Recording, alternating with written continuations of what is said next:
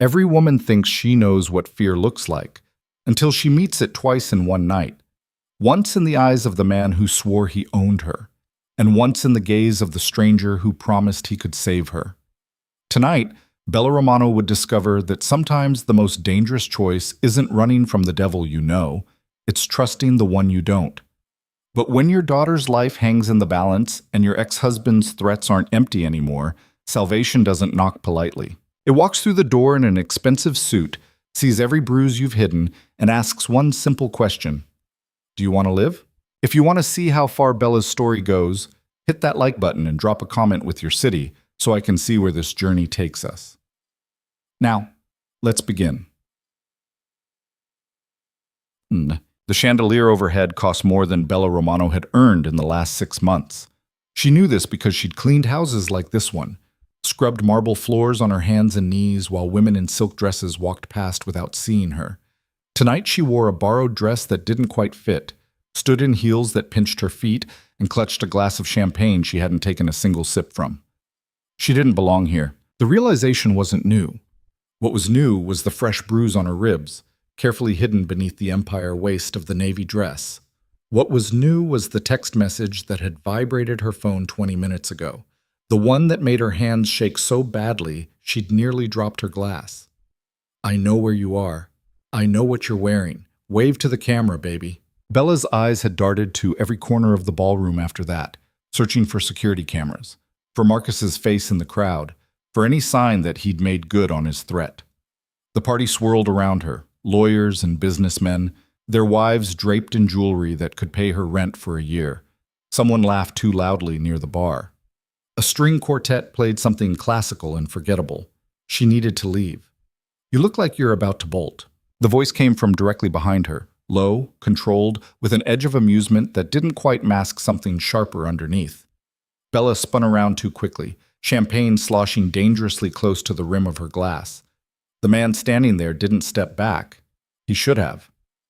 Most people instinctively created distance when someone invaded their space, but he stood perfectly still, watching her with eyes so dark they looked black in the dim lighting. I'm sorry, Bella managed. The exit, he said, gesturing with the tumbler of whiskey in his hand. You've looked at it 12 times in the last 10 minutes. Either you're planning to run, or you're waiting for someone who's making you nervous. Bella's throat tightened. I don't know what you're talking about. No? One corner of his mouth lifted, but it wasn't quite a smile. My mistake. He should have walked away then. Should have returned to whatever conversation she'd pulled him from, dismissed her as another uncomfortable party guest counting down the minutes until they could leave. Instead, he tilted his head slightly, studying her with an intensity that made her skin prickle. Dante Moretti, he said, not offering his hand. And you are? Leaving, Bella said quickly. I was just leaving. Running, he corrected. There's a difference. The accuracy of that statement hit her like a slap.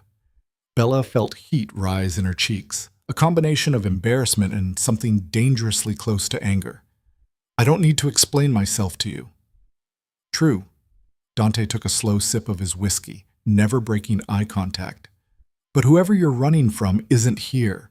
I've been watching this room all night, and the only person who's been watching you is me. That should have been creepy. Should have sent her running toward the exit she'd been eyeing. Instead, something in the certainty of his voice made her pause. Why? She asked. Why what?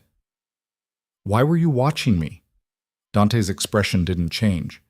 Because you're terrified, and you're trying very hard not to show it, and because I recognize that look. Bella's grip tightened on her glass. You don't know anything about me. I know you haven't taken a single sip of that champagne. I know you've positioned yourself with your back to the wall and a clear line of sight to both exits. I know someone hurt you recently. You're favoring your left side, protecting your ribs. His voice dropped lower. And I know whoever sent you that text message 20 minutes ago is the reason you're about to run out of here without your coat. The champagne flute slipped from Bella's fingers. It seemed to fall in slow motion, crystal tumbling end over end before it shattered against the marble floor. The sound cut through the ambient noise of the party like a gunshot. Conversations stuttered, heads turned. Bella didn't notice. She was staring at Dante Moretti, her heart hammering against her ribs, the bruised ones that he somehow knew about, that he'd seen through her careful positioning and borrowed dress. "How did you—" "It's what I do," Dante interrupted quietly. He'd already moved, stepping between her and the growing audience of curious partygoers. His body blocked her from view, gave her a moment to collect herself while a server hurried over with a towel and dustpan. "I notice things other people miss." "That's not normal," Bella whispered. "No," he agreed. "It's not." The server cleaned up the broken glass with practiced efficiency, murmuring reassurances that it happened all the time. "Not to worry." Dante waited until the man had moved away before speaking again. "The text message," he said. "What did it say?" Bella's hand moved instinctively to her clutch, where her phone sat silent and threatening. "Nothing. It was nothing." "If it was nothing, you wouldn't look like you're about to crawl out of your skin." Dante's tone remained even, but there was steel underneath it now. "Someone threatened you, someone who knows you're here. I really need to go." "Where?" The question was blunt. "Back to wherever he's waiting? Because that's what men like that do. They send the threat, wait for you to panic, and then they're there when you try to run. Men like that." The phrase hung between them, laden with implications that made Bella's stomach turn. "You don't know what kind of man he is." "Then tell me. Why would I do that?" "Because," Dante said, his voice dropping to something that was almost gentle, "in about 30 seconds you're going to walk out of here alone, and whatever happens next is going to happen without anyone who can help you. Or you can talk to me for 5 minutes, and we can figure out if there's another option." Bella laughed, but it came out sharp and bitter. "You're a stranger at a party. What are you going to do?" "More than you think." Dante gestured toward a door partially hidden behind a large potted plant. "There's a private study through there. We can talk without an audience." Every instinct Bella had screamed at her to run. Don't go into a private room with a strange man.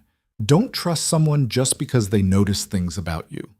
Don't confuse observation with care. But her phone buzzed again in her clutch, and she didn't need to look at it to know what Marcus had sent. Another threat. Another reminder that he could find her anywhere, that she'd never be safe, that Lily— "5 minutes," she heard herself say. Dante nodded once and started toward the hidden door. Bella followed, aware of the eyes tracking their movement, the whispers that would start as soon as they disappeared. She didn't care. Marcus already knew where she was. Her reputation was the least of her problems. The study was exactly what she'd expected. Dark wood paneling, leather furniture, books that looked expensive and unread. Dante closed the door behind them, but didn't lock it. Didn't move closer to her, just walked to a small bar cart and refilled his whiskey. "Do you want something?" he asked. "I want to know why you're doing this." "Doing what?" "Pretending to care about a stranger's problems." Dante took a drink before answering. "Who said I'm pretending? People don't just—" Bella stopped, frustrated. "People don't do this. They don't notice someone's afraid and decide to help. They ignore it. They walk away." "Most people," Dante agreed, "but I'm not most people." "Clearly." Bella wrapped her arms around herself, suddenly cold despite the stuffy warmth of the room. "So what are you, a lawyer? A cop?" "Neither." "Then what gives you the right to ask me about my private life?" "Nothing," Dante said simply. "You don't owe me any explanations. You can walk out of here right now and I won't stop you. But before you do, take a look at this." He pulled out his phone, typed something quickly, and turned the screen toward her. Bella stepped closer despite herself, squinting at the image displayed there. It was a surveillance photo, grainy, taken from a distance. It showed a man leaning against a car outside what looked like an apartment building. Even with the poor quality, Bella recognized him instantly. Marcus. "Where did you get this?" she whispered. "Outside your building, about 45 minutes ago." Dante pocketed his phone. "He's not inside the party, but he's definitely waiting for you to leave." The room tilted. Bella reached out blindly, found the arm of a leather chair, and gripped it hard enough that her knuckles went white. "You've been following me?" "I've been protecting you," Dante corrected. "There's a difference." "That's not— You can't just—" The words tangled in her throat. "Why would you do that?" "Because 3 days ago, I saw you at a coffee shop on Westwood with a little girl. Your daughter, I assume. She has your eyes." Dante's expression didn't change, but something in his voice softened fractionally. And I saw the bruise on your jaw that you'd tried to cover with makeup. And I saw the way you checked over your shoulder every 30 seconds, like you were waiting for someone to find you. Bella felt tears burning behind her eyes and blinked them back furiously. So you decided to stalk me? I decided to watch, Dante said, to see if my instincts were right.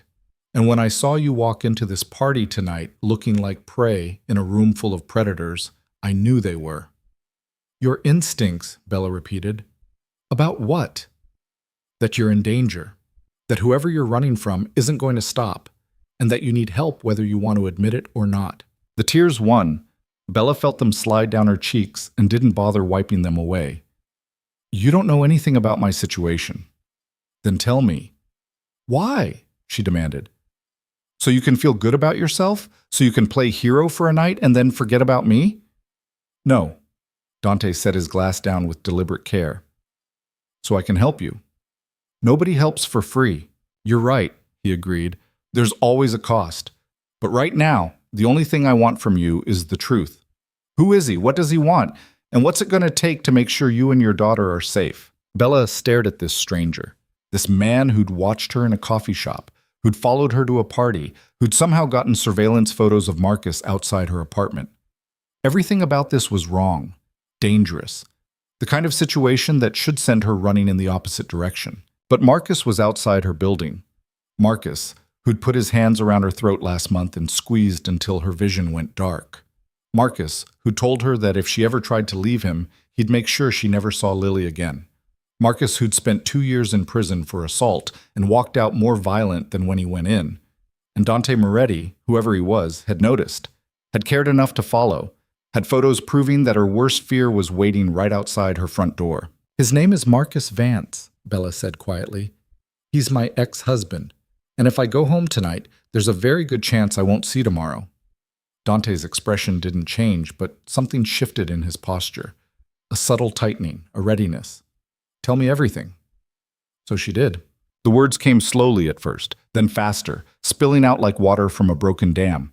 She told him about meeting Marcus when she was 22, about how charming he'd been in the beginning, how he'd made her feel special and protected. She told him about the first time he'd hit her, 6 months after their wedding, and how he'd cried and apologized and sworn it would never happen again. It happened again, and again, and again. She told him about getting pregnant with Lily, about the brief period when Marcus had seemed almost normal, almost like the man she'd married, about how that had shattered when Lily was 6 months old and wouldn't stop crying, and Marcus had... Bella's voice broke. Dante waited, didn't push, just listened with that same intense focus he'd had in the ballroom. She told him about the arrest. Marcus had been running drugs for a dealer on the South Side, got caught in a sting operation, and went away for 2 years. 2 years when Bella had finally been able to breathe. 2 years when she'd filed for divorce, gotten a protection order, moved 3 times to places Marcus wouldn't know about. 2 years that ended 3 weeks ago when he got out on parole. He found us on the first day, Bella whispered. I don't know how. I'd been so careful. New apartment, new phone number, Lily in a different school. But he was there when I came home from work, just sitting on the front steps like he'd never left. What did he do? Dante asked. Nothing. That's what made it worse. He just smiled and said he'd missed us. Said he wanted to see his daughter. Said he'd changed, gotten sober, found religion. Bella's hands clenched into fists. I told him no. Told him the protection order was still active and he needed to leave. He just kept smiling and said orders were just paper. That family was forever. And the bruises? He came back 5 days ago. Let himself into the apartment somehow. I still don't know how. I woke up at 3 a.m. and he was standing in Lily's room, just watching her sleep. Bella's voice shook. I confronted him. He didn't like that. Dante's jaw tightened fractionally. Where's Lily now? With my neighbor, Mrs. Chen. She's 73 and doesn't speak much English, but she loves Lily and she doesn't ask questions when I need someone to watch her last minute. Bella checked her phone reflexively. No new messages from Mrs. Chen, which meant Lily was still safe. Still asleep in the apartment next door while her mother stood in a stranger's study and confessed to being a failure. The text you got tonight, Dante said. What exactly did it say? Bella pulled out her phone with trembling hands and showed him. The message glowed on the screen. I know where you are. I know what you're wearing. Wave to the camera, baby. Lily looks so peaceful when she sleeps. Shame if something happened to ruin that. Dante read it twice, his expression unreadable. Then he took the phone from her hands, gently, like he was handling something fragile, and did something to it. When he handed it back, the message was gone. What did you just do? Bella asked. Backed it up to a secure server and deleted it from your phone. If Marcus is monitoring your messages, he'll see that you read it, but he won't know I have a copy now. Dante pulled out his own phone. What's your address? Why? Because I'm sending someone to watch your building, to make sure Marcus doesn't go anywhere near that apartment while we figure out our next move. Our next move, Bella repeated. There is no hour. I don't even know you. You know I noticed you were in danger when nobody else did. You know I cared enough to follow up. You know I have resources you don't. Dante's gaze was steady, unflinching. And you know that if you walk out of here alone, Marcus is going to be waiting. So what am I supposed to do? Trust you because you have a nice suit and talk like you're in control? No, Dante said. Trust me, because I'm the only option you have right now that doesn't end with you or your daughter getting hurt. The bluntness of it should have offended her, should have made her defensive. Instead, it cut through all the panic and fear and landed somewhere close to truth. What do you want in return? Bella asked quietly. I told you, the truth. That's all. People don't help for nothing. Some people do. Dante pocketed his phone. But if you need a transactional reason, here it is. I don't like men who hurt women. I don't like men who threaten children. And I especially don't like men who think they can do both and get away with it because their victim is too scared or too alone to fight back. That's not a reason, Bella said. That's a principle. Maybe. Dante moved toward the door, paused with his hand on the knob. The question is, are you willing to bet your daughter's life that I'm lying about it? Bella closed her eyes, opened them, made a decision that felt like stepping off a cliff. Tell me what to do, she whispered. Dante nodded once, like he'd expected nothing less. First, you're not going home tonight. Neither is Lily. I have a place, safe, secure, somewhere Marcus won't find you. We'll bring her there along with your neighbor if necessary. Mrs. Chen won't. I'll handle Mrs. Chen. Second, you're going to write down everything you know about Marcus. Where he's staying, who he associates with, what his patterns are. Every detail, no matter how small. Why? Because if we're going to make sure he never threatens you again, I need to know exactly who we're dealing with. Dante opened the door, glanced out into the hallway to make sure it was clear. And third, you're going to do exactly what I tell you, when I tell you, without arguing or second-guessing. Can you do that? Bella thought about Lily, asleep and innocent and unaware that her father was a monster. Thought about Marcus's hands around her throat, his voice in her ear promising that she'd never escape him.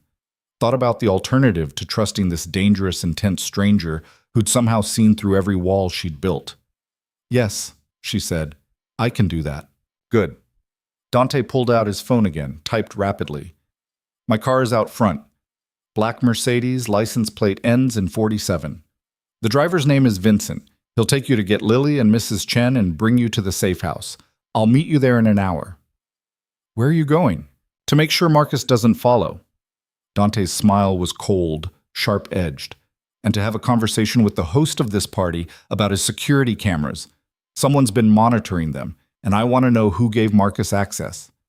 Bella felt a chill run down her spine. You think someone here helped him? I think men like Marcus don't get surveillance access to private parties without inside help, which means someone at this party is either working with him or owes him a favor. Dante met her eyes. Don't worry, I'll find out which. He said it with such casual certainty that Bella believed him. This man, whoever he really was, didn't make empty promises, didn't offer help he couldn't deliver. Vincent will keep you safe, Dante continued. But Bella, if Marcus approaches the car, if anything feels wrong, you call this number immediately. He handed her a business card. Plain white, just a phone number embossed in black. No name, no company. Bella tucked it into her clutch next to her useless phone and protection order that Marcus had called just paper. Thank you, she said, because what else was there to say? Dante shook his head. Don't thank me yet. We haven't gotten you out of this. We've just bought you some time. Time is more than I had an hour ago. Then let's make sure we use it well. Dante opened the door wider, gestured for her to go first. The driver is waiting. Don't stop. Don't look back. Don't talk to anyone on your way out.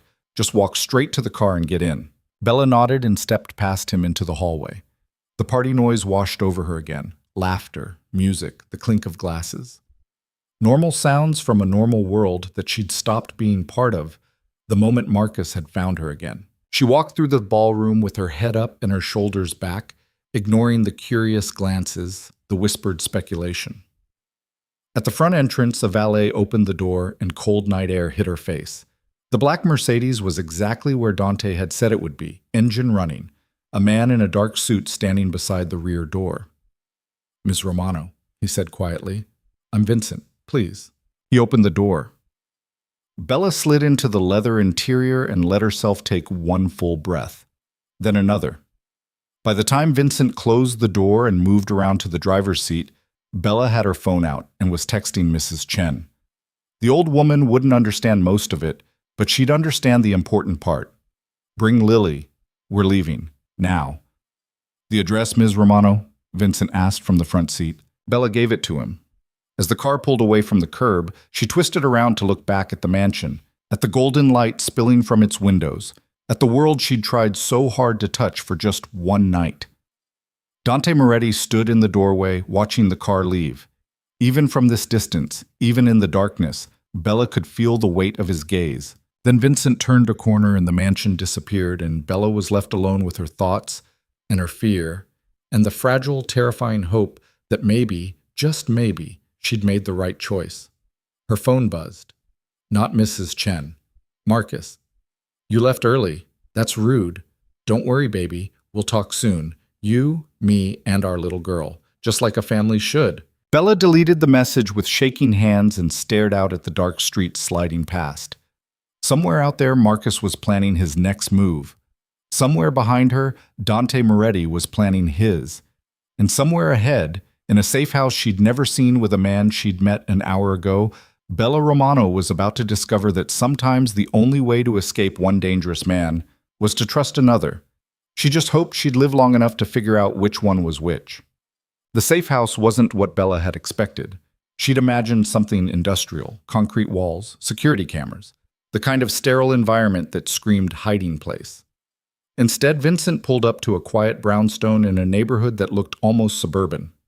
Trees lined the street. Porch lights glowed warm and welcoming. A cat sat on a nearby fence, watching the car with lazy indifference. "This is it?" Bella asked. "This is it," Vincent confirmed. He got out, opened her door, and scanned the street with practiced efficiency before nodding. "All clear. Let's get you inside." Mrs. Chen was already on the front steps, Lily asleep in her arms. The old woman's expression was worried but calm, and she handed Lily over without a word of protest when Bella reached for her. "Thank you," Bella whispered. "Thank you so much." Mrs. Chen patted her arm and said something in Cantonese that Bella didn't understand but felt in her bones. "Stay safe. Be careful. Protect that baby." Vincent unlocked the door and ushered them inside. The interior was just as unexpected as the exterior. Hardwood floors, comfortable furniture, a kitchen that looked actually lived in. No bars on the windows, no obvious security measures. "Mr. Moretti will be here within the hour," Vincent said. "Until then, I'll be right outside. Don't open the door for anyone except him. Understood?" Bella nodded, too tired to do anything else. Vincent left, and the lock clicked into place behind him with a sound that should have been comforting, but somehow wasn't. Mrs. Chen settled onto the couch with a grateful sigh. Bella carried Lily upstairs. Vincent had pointed to a bedroom, already made up with fresh sheets, and laid her daughter down carefully. Lily didn't wake, just curled onto her side and kept dreaming whatever innocent dreams 4-year-olds had. Bella stood there for a long moment, watching her chest rise and fall. This was what mattered. This was what she'd do anything to protect. Downstairs, she found Mrs. Chen dozing on the couch. Bella covered her with a blanket and walked to the window, peering out through the curtains. Vincent stood by the car, phone to his ear, completely still in the darkness. This was real. This was happening. She was in a stranger's safe house with her daughter and elderly neighbor, trusting a man she'd met 2 hours ago to protect them from her ex-husband. The absurdity of it should have sent her into hysterics. Instead, She just felt numb. Headlights swept across the street. Bella tensed, but it was just another black car. This one pulling up behind Vincent's Mercedes. The driver's door opened and Dante Moretti stepped out, moving with the same controlled grace he'd had at the party. Vincent met him on the sidewalk. They spoke briefly, too quiet for Bella to hear through the window. Then Dante looked up at the house, directly at the window where she stood. Bella didn't move, didn't step back. Just let him see her there, outlined in the faint light from the living room. Dante said something else to Vincent, then walked toward the front door.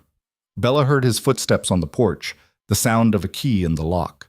The door opened and he stepped inside, bringing cold air and the faint scent of expensive cologne with him. "Everything okay?" he asked quietly. "Define okay," Bella said. Dante's mouth quirked slightly. "Fair point. Is Lily settled?" "Asleep upstairs. Mrs. Chen too, basically." Bella wrapped her arms around herself. "What happened at the party?" The security system was compromised. Someone gave Marcus remote access to the cameras 3 days ago. Dante locked the door behind him, engaged 2 additional deadbolts that Bella hadn't even noticed. "The host is unhappy. He's dealing with it." "Dealing with it how?" "In ways that don't concern you."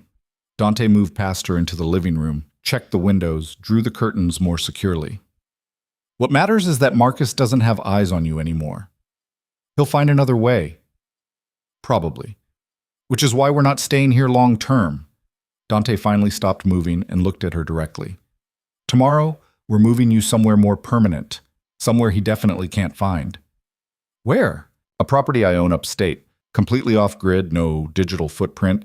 You'll be safe there while we figure out the permanent solution." "Permanent solution?" Bella repeated. "You mean like witness protection?" "I mean like making sure Marcus Vance is never a threat to you again." Dante's voice was flat, matter-of-fact. "There are legal ways to do that, and other ways." The implication hung heavy in the air between them. Bella knew she should be horrified, should ask what he meant by other ways, should establish boundaries around whatever this arrangement was becoming. Instead, she heard herself ask, "Who are you? Really?" Dante considered her for a long moment. "Someone who helps people when the system fails them." "That's not an answer." "It's the only one you're getting tonight." He moved toward the kitchen, and Bella heard the sound of running water, the clink of glasses. He returned with 2 tumblers, one of which he held out to her. "Whiskey. You look like you need it." Bella took the glass but didn't drink. "I don't even like whiskey." "You don't have to like it. You just have to get through the next few hours without falling apart." Dante raised his own glass in a mockery of a toast. "To surviving." "To surviving?" Bella echoed and took a sip. It burned going down, sharp and peaty and unpleasant. She took another sip anyway. Dante was right. She needed something to get through this, and whiskey was as good as anything. They stood there in the dim living room, drinking in silence while Mrs. Chen snored softly on the couch. Outside, Vincent paced the perimeter like a sentry. Upstairs, Lily dreamed on, innocent and safe for at least one more night. And somewhere in the city, Marcus Vance was planning his next move. But for now, for just this moment, Bella let herself breathe.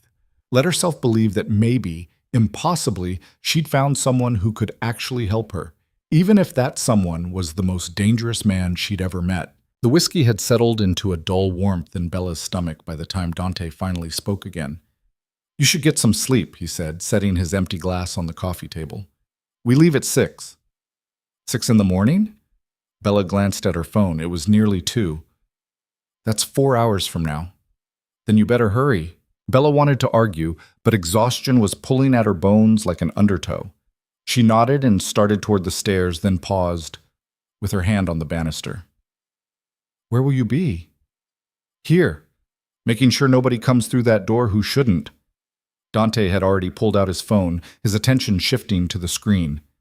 "Vincent's outside. I'm inside. You're covered. You're not going to sleep?" "I don't need much." It wasn't really an answer, but Bella was too tired to push. She climbed the stairs on legs that felt like lead and checked on Lily one more time before collapsing onto the bed in the second bedroom. She didn't bother changing out of the borrowed dress, just kicked off the painful heels and pulled the blanket over herself. Sleep should have been impossible. Her mind should have been racing with everything that had happened, every decision she'd made, every risk she'd taken. Instead, she dropped into unconsciousness like a stone into deep water. And when she opened her eyes again, gray morning light was seeping through the curtains. Someone was knocking softly on the door. "Ms. Romano?" Vincent's voice, carefully neutral. "Mr. Moretti asked me to wake you. We need to leave in 20 minutes. Bella sat up, disoriented and still wearing last night's dress. Her mouth tasted like whiskey and regret. "I'll be right down." She found clean clothes laid out on the chair by the window. Jeans, a sweater, practical shoes in exactly her size. She didn't want to think about how Dante had known her measurements, so she didn't. Just changed quickly and went to wake Lily. Her daughter was already awake, sitting up in bed with wide, confused eyes. "Mama, where are we?" "Somewhere safe, baby." Bella sat on the edge of the bed and smoothed Lily's dark hair back from her face. "We're going on a little trip today. Won't that be fun?" "Is Daddy coming?" The question hit Bella like a fist to the gut. "No, sweetie. Just you and me and Mrs. Chen."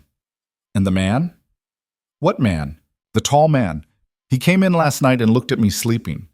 Lily's voice was matter-of-fact, the way children's voices were about things that should be terrifying. "He didn't say anything, just looked. Then he left." Bella's hand stilled in her daughter's hair. Dante had been in this room, had stood over Lily's bed while she slept. She didn't know if that should make her feel safer or more afraid. "That's Mr. Moretti," Bella said carefully. "He's helping us." "Why?" "Because sometimes people need help, and he's someone who knows how to give it." Lily considered this with the seriousness of a 4-year-old philosopher. "Is he nice?" "I think so. I hope so." Bella kissed her daughter's forehead. "Come on, let's get you dressed." Downstairs, Mrs. Chen was already awake and eating toast in the kitchen. Dante stood by the window, phone pressed to his ear, speaking in rapid Italian that Bella couldn't follow. He glanced up when she entered, nodded once, and ended the call. "We have a problem," he said without preamble. Bella's stomach dropped.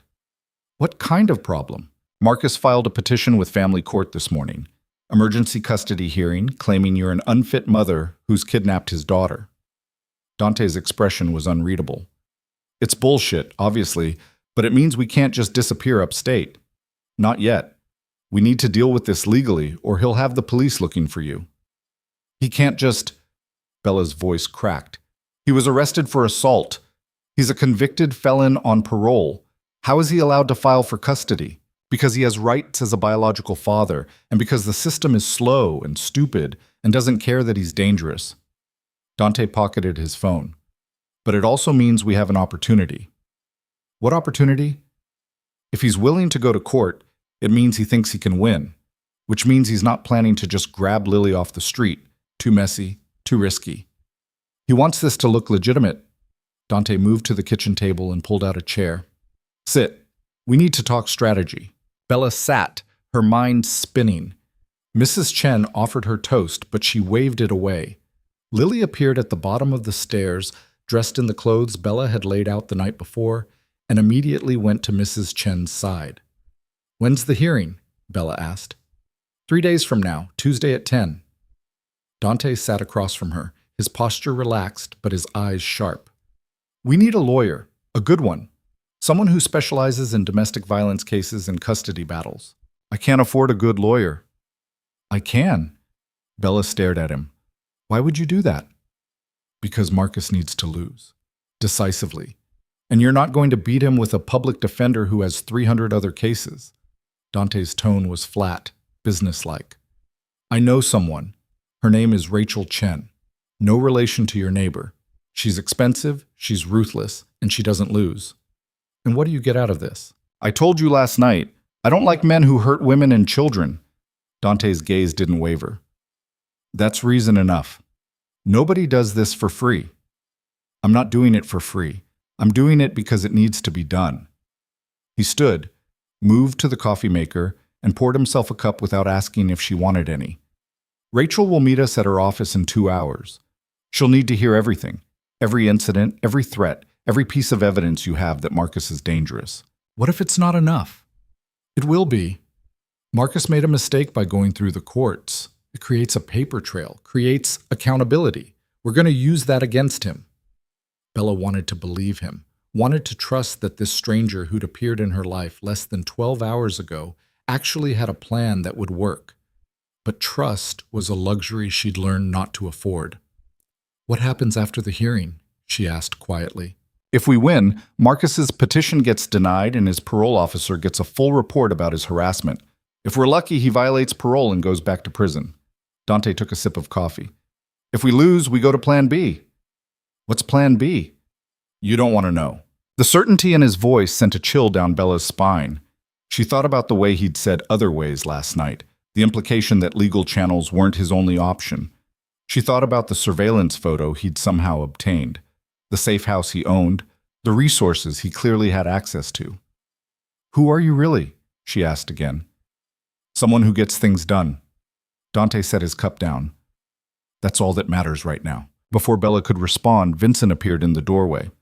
"Car's ready, boss? Rachel's expecting you at 9. "Good. Let's move." Dante looked at Bella. "Bring Lily. Rachel will want to meet her." "Why?" "Because if this goes to court, the judge might want to talk to her. Rachel needs to prepare for that possibility." The thought of Lily being questioned by a judge, being forced to talk about her father in front of strangers, made Bella feel physically ill. But she nodded and stood, because what else could she do? The drive to Rachel Chen's office took 40 minutes through morning traffic that Vincent navigated with practiced ease.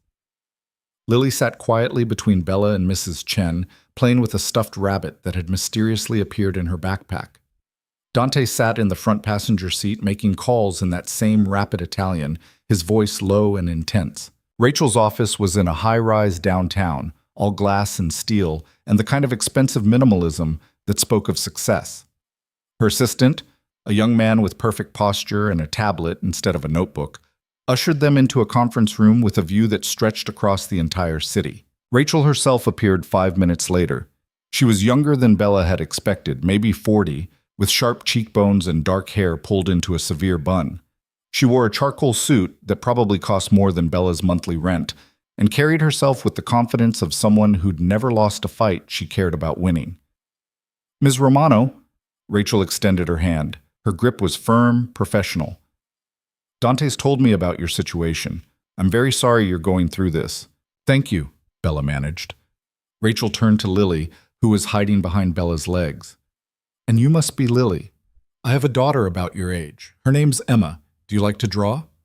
Lily peeked out, nodded shyly. "My assistant has coloring books in the other room. Would you like to color while I talk to your mom?" Rachel's smile was genuine, warm in a way her professional demeanor hadn't been. "Mrs. Chen can go with you to make sure you're okay." Lily looked at Bella for permission. Bella wanted to say no, wanted to keep her daughter close, but she nodded. Mrs. Chen took Lily's hand and followed the assistant out, leaving Bella alone with Rachel and Dante. "Sit," Rachel said, gesturing to the conference table. "We don't have much time, so I'm going to be direct. Dante says your ex-husband is dangerous. I need you to prove it." Bella sat. "What do you mean?" "I mean, Marcus Vance's lawyer is going to paint you as a vindictive ex-wife who's using your daughter as a weapon. They're going to say you're alienating Lily from her father, that you're unstable, that you're denying him his parental rights." Rachel pulled out a legal pad and a pen. "We need to prove that everything you've done has been to protect your daughter from a credible threat. So start from the beginning. First time he hit you. Don't leave anything out." It was harder the second time. Harder to say the words with Rachel's sharp eyes on her. Harder to maintain composure when she was supposed to be presenting evidence instead of just surviving. But Bella forced herself through it. Every bruise, every threat, every time Marcus had made her feel small and scared and trapped. Rachel took notes in neat, efficient handwriting. She didn't interrupt, didn't ask clarifying questions, just let Bella talk until the words finally ran out. "The protection order," Rachel said when Bella finished. "Do you have a copy?" "On my phone." "Send it to me.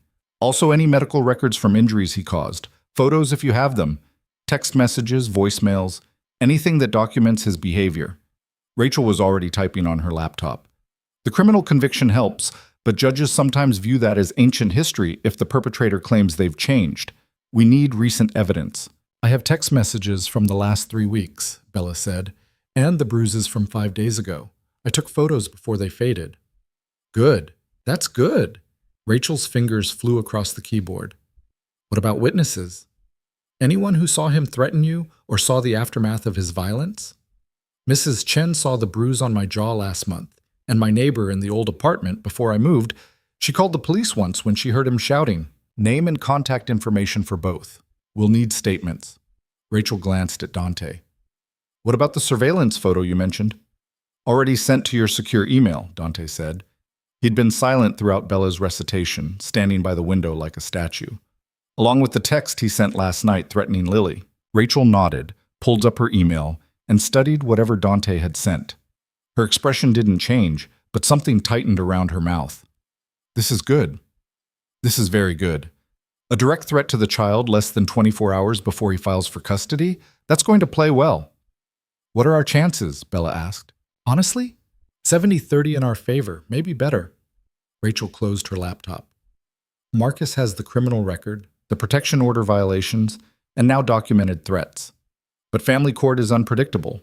Some judges believe every child deserves a relationship with both parents, regardless of the circumstances. We need to be prepared for the possibility that he gets supervised visitation. No. The word came out sharp, almost violent. He can't be around her. He can't. I understand.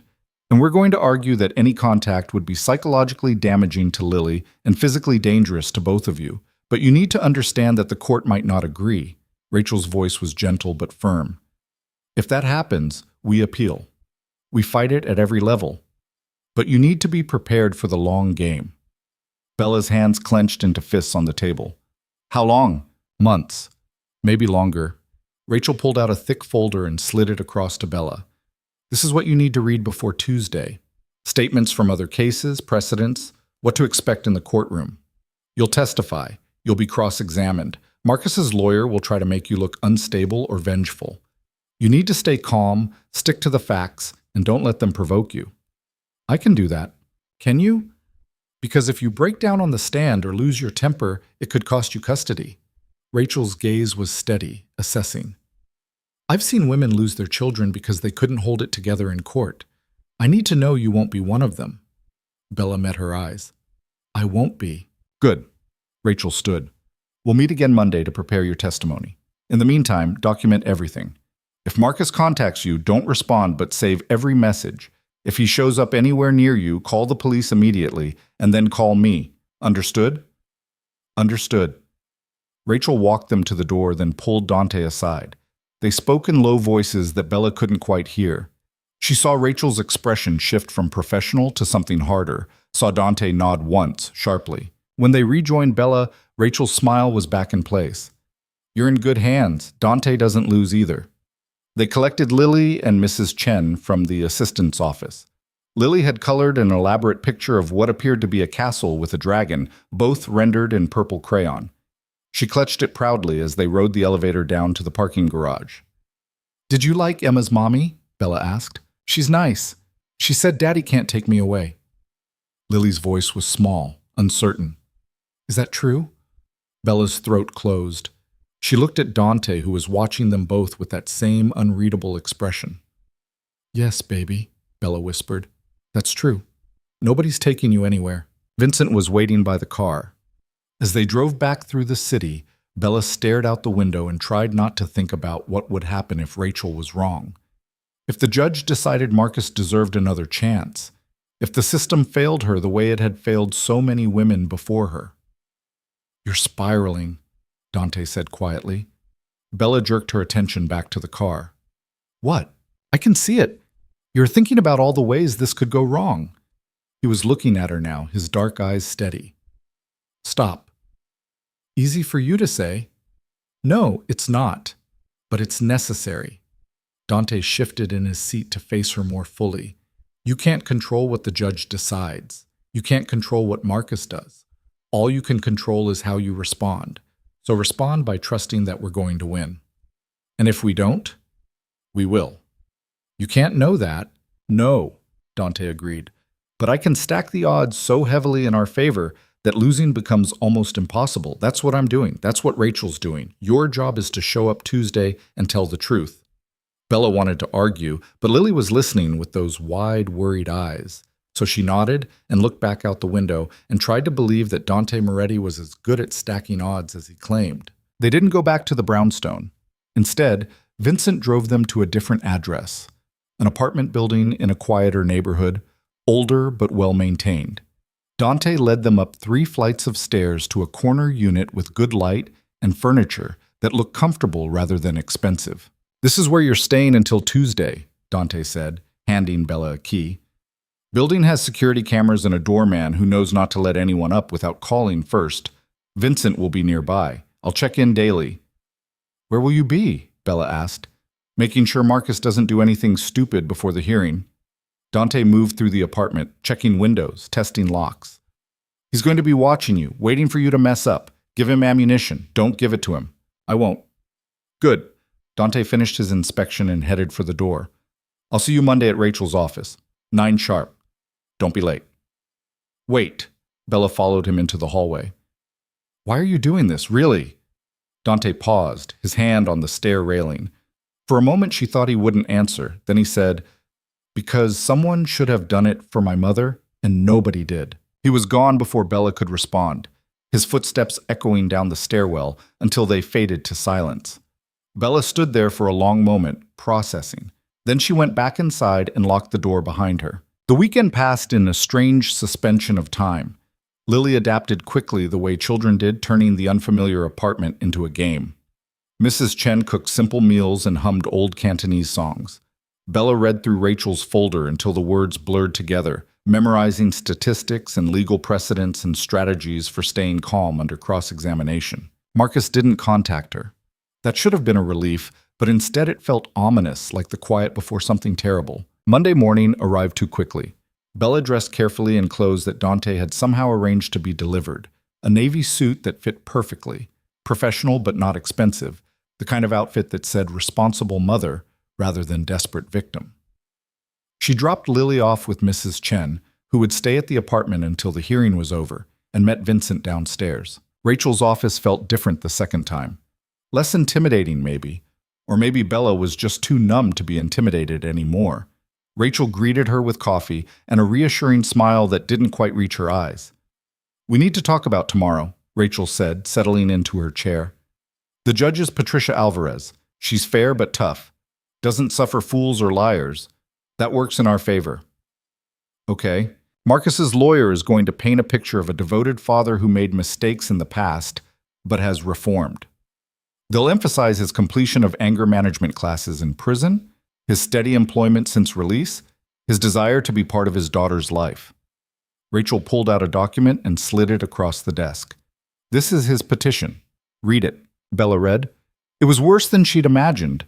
Marcus claimed she'd been keeping Lily from him out of spite, that she'd fabricated abuse allegations, that she was emotionally unstable and prone to paranoia. There were character witnesses listed, people Bella had never met who apparently thought Marcus was a changed man. "This is all lies," Bella said, her voice shaking. "I know. And we're going to prove it. But you need to be prepared for how it's going to feel to hear these things said about you in open court." Rachel leaned forward. "They're going to call you vindictive, unstable, a bad mother. You cannot react. You cannot get angry or defensive. You answer every question calmly and truthfully, and you let me handle the rest." They spent the next 3 hours doing mock testimony. Rachel played the role of Marcus's lawyer, asking questions designed to provoke and undermine. She was brutal, relentless, finding every weak spot in Bella's story and pushing until Bella wanted to scream. "Again," Rachel said when Bella's voice cracked on a particularly painful question about why she hadn't left Marcus sooner. "From the top. And this time, don't apologize. You did what you had to do to survive. Own it." By the time they finished, Bella felt wrung out and raw. But she also felt something else, a grim determination that hadn't been there before. "You're ready," Rachel said finally. "Not perfect, but ready. Remember, calm, factual, honest. Don't embellish, don't minimize. Just tell the truth." Bella nodded. "What about Lily? Will they question her?" "Probably not in open court. If the judge wants to talk to her, it'll be in chambers with the child psychologist present. I'll be there. You won't." Rachel's expression softened slightly. I know that's hard, but it's better this way. Lily will be more honest without you in the room. The thought of her daughter being questioned without her there made Bella's chest tighten, but she understood the logic. Okay, go home, get some rest. I'll see you at the courthouse at 9:30 tomorrow. Rachel walked her to the door. And Bella? We're going to win this. Bella wanted to believe her. She really did. That night, Bella couldn't sleep. She lay in the unfamiliar bed and stared at the ceiling and thought about all the ways tomorrow could go wrong. Around midnight, her phone buzzed. It was Dante. Just 2 words. You ready? She typed back, no. 3 dots appeared, disappeared, appeared again. Then, good. Overconfidence loses cases. Healthy fear keeps you sharp. Bella stared at the message for a long moment.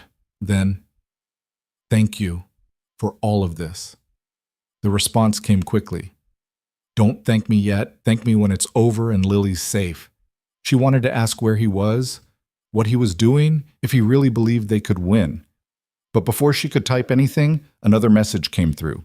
Get some sleep, Bella.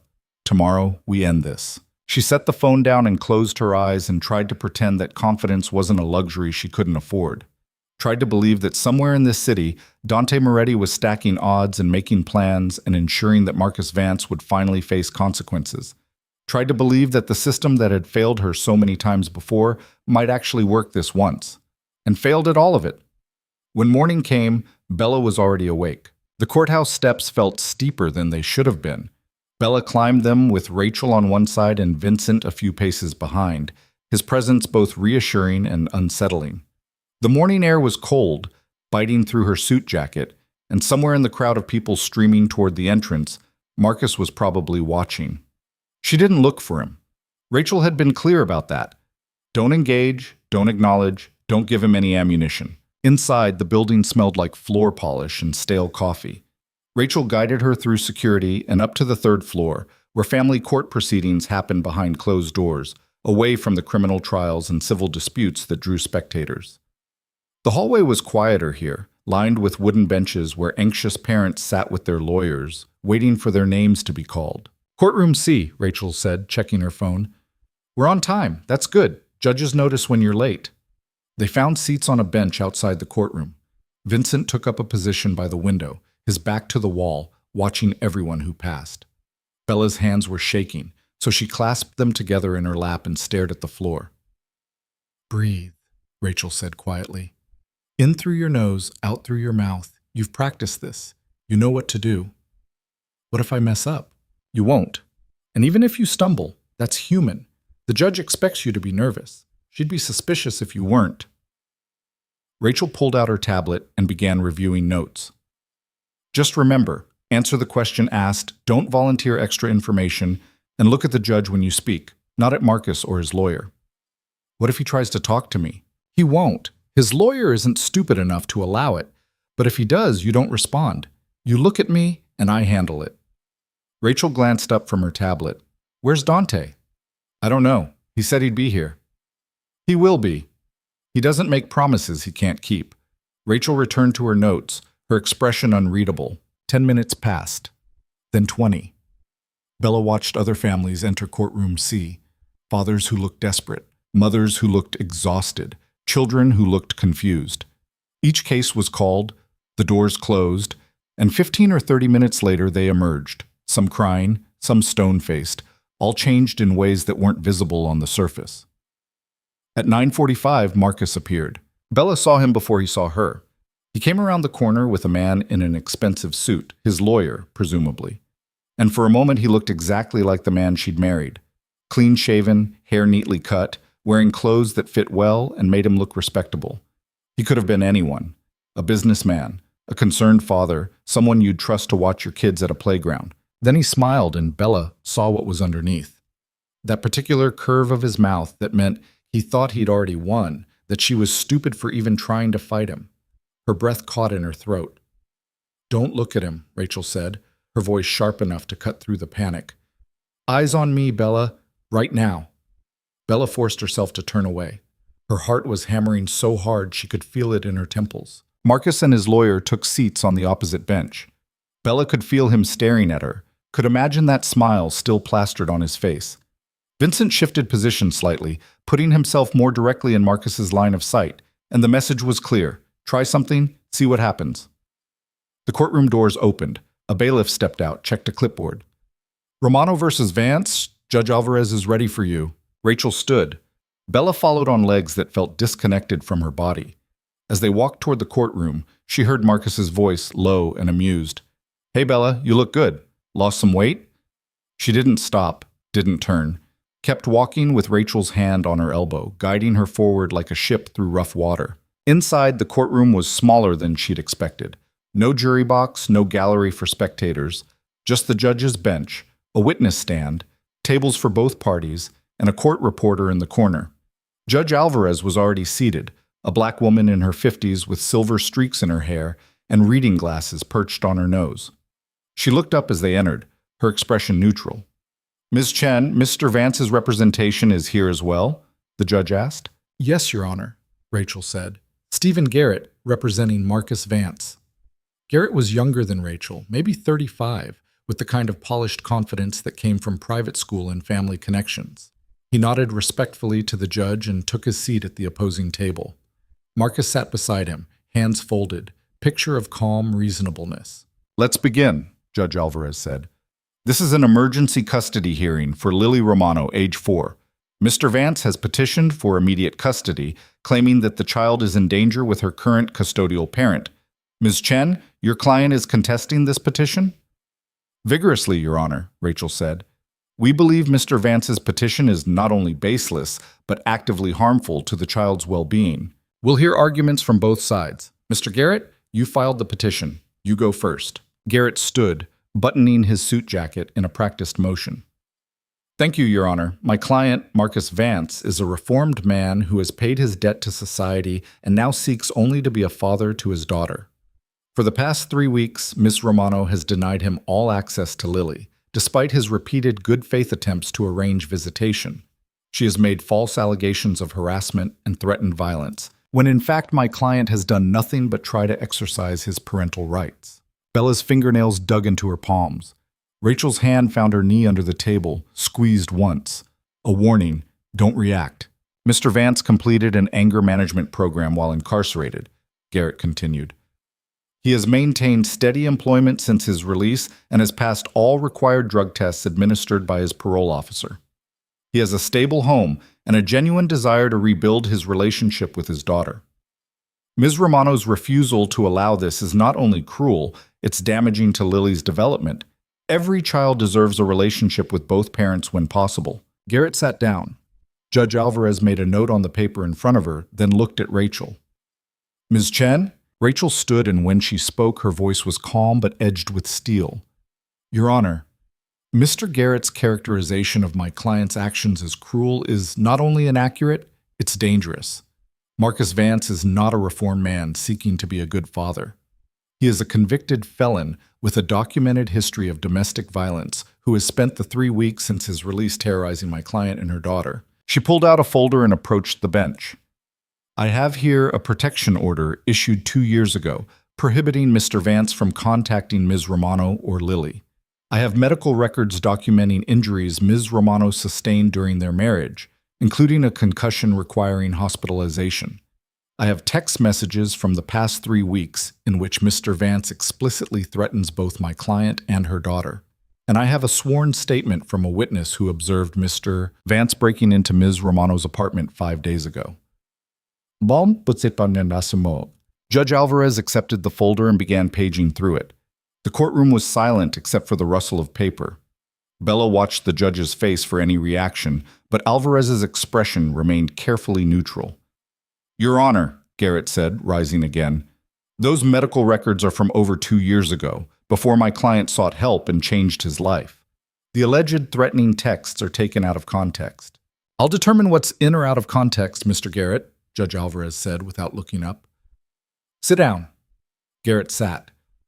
Marcus's jaw tightened just slightly, and Bella saw it. That flash of anger he could never quite hide when someone told him no. Judge Alvarez finished reading and set the folder aside. Ms. Chen, these are serious allegations. I'm inclined to hear testimony before making any decisions. Does your client wish to testify? Yes, Your Honor. Mr. Garrett, does your client wish to testify? Absolutely, Your Honor. Then we'll start with Miss Romano. Bailiff, swear her in. Bella stood on shaking legs and walked to the witness stand. The bailiff held out a Bible. She placed her hand on it, her palm damp with sweat. Do you swear to tell the truth, the whole truth, and nothing but the truth? I do, Bella said, her voice barely audible. You'll need to speak up, Judge Alvarez said, not unkindly. The court reporter needs to hear you. I do, Bella repeated, louder this time. She sat in the witness chair. From this angle, she could see the entire courtroom. Rachel at her table, calm and composed. Garrett and Marcus at theirs, Marcus watching her with that same small smile. Judge Alvarez behind the bench, pen poised over her notepad. Ms. Romano, Rachel began, standing. How long were you married to Marcus Vance? 3 years. During that marriage, did Mr. Vance ever physically harm you? Bella's throat was dry. Yes. Can you describe the first incident? This was it. This was what she'd practiced. Bella took a breath and forced herself to speak clearly, to look at Judge Alvarez instead of at Marcus. It was about 6 months after we got married. We had an argument about money. He said I was spending too much on groceries. I told him I was just buying what we needed. He grabbed my wrist and twisted it until I apologized. Did he hurt you? Yes, I had bruises for a week. Did you report this to anyone? No. Why not? Because he apologized, said it would never happen again. I believed him. Bella's voice cracked slightly. She steadied it. And because I was embarrassed. I thought I could handle it. Rachel nodded. Did it happen again? Yes. How many times? I lost count. The courtroom was absolutely silent. Judge Alvarez was writing, her pen moving steadily across the page. Can you describe the worst incident? Rachel asked gently. Bella closed her eyes briefly, opened them. Lily was 6 months old. She was crying because she was teething, and Marcus had been drinking. He told me to make her stop. I was trying, but babies cry. You can't just make them stop. He got angry, and Her voice failed. She swallowed hard. He hit me hard enough that I fell and hit my head on the corner of the coffee table. I blacked out. When I woke up, Lily was still crying, and Marcus was gone. Did you seek medical attention? Yes. A neighbor heard the commotion and called an ambulance. I had a concussion and needed stitches. Bella forced herself to look at Marcus. His smile was gone now. His expression was cold, flat. That's when I told the hospital what really happened. That's when they called the police. And Mr. Vance was arrested? Not right away. They questioned him, but he claimed I'd fallen on my own, that I was clumsy and trying to blame him. It wasn't until he got arrested for the drug charges that everything came together.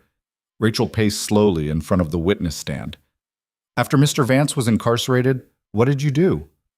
I filed for divorce. Got a protection order. Moved 3 times to make sure he couldn't find us when he got out. But he found you anyway.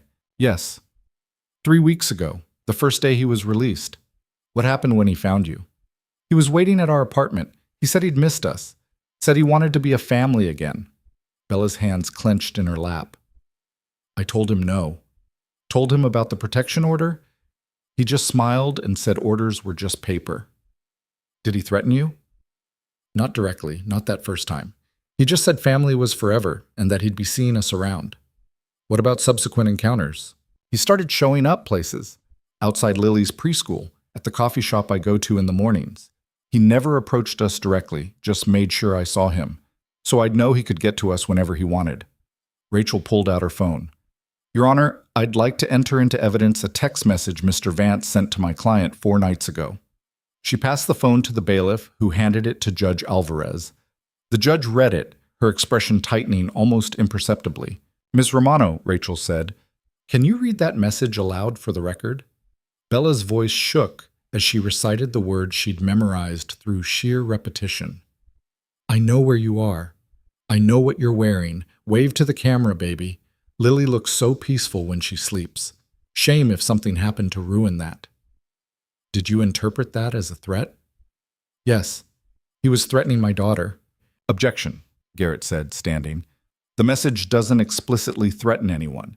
It could be interpreted as a father expressing concern about his daughter's safety. Overruled, Judge Alvarez said. I can read, Mr. Garrett. That's a threat. Continue, Ms. Chen. Rachel turned back to Bella. 5 days ago, you reported that Mr. Vance broke into your apartment. Can you describe what happened? I woke up at 3 in the morning. He was standing in Lily's room watching her sleep. I confronted him, asked how he got in. He said he still had keys from when we were married, that this was still his home. Bella's voice was steadier now, the words coming easier. I told him to leave or I'd call the police. He laughed and said the police wouldn't get there in time to matter. Then he grabbed me, pushed me against the wall, and told me I needed to remember my place. Did he hurt you? Yes, he hit me in the ribs, hard enough that I had trouble breathing for 2 days. Did you report this to the police? No. Why not? This was the hard part, the part that made her look weak, stupid. Bella forced herself to say it anyway. Because I was afraid. Because the last time I reported him, nothing happened until he got arrested for something else. Because I thought if I called the police, it would just make him angrier and I'd be the one who paid for it. So what did you do instead? I took photos of the bruises, changed the locks, started sleeping with a chair under the doorknob. Bella looked directly at Judge Alvarez. And I tried to keep Lily safe. That's all I've ever tried to do. Rachel nodded. No further questions, Your Honor. Mr. Garrett, cross-examination? Judge Alvarez asked. Garrett stood, and Bella braced herself. This was what Rachel had prepared her for. The questions designed to make her look paranoid, vindictive, unstable.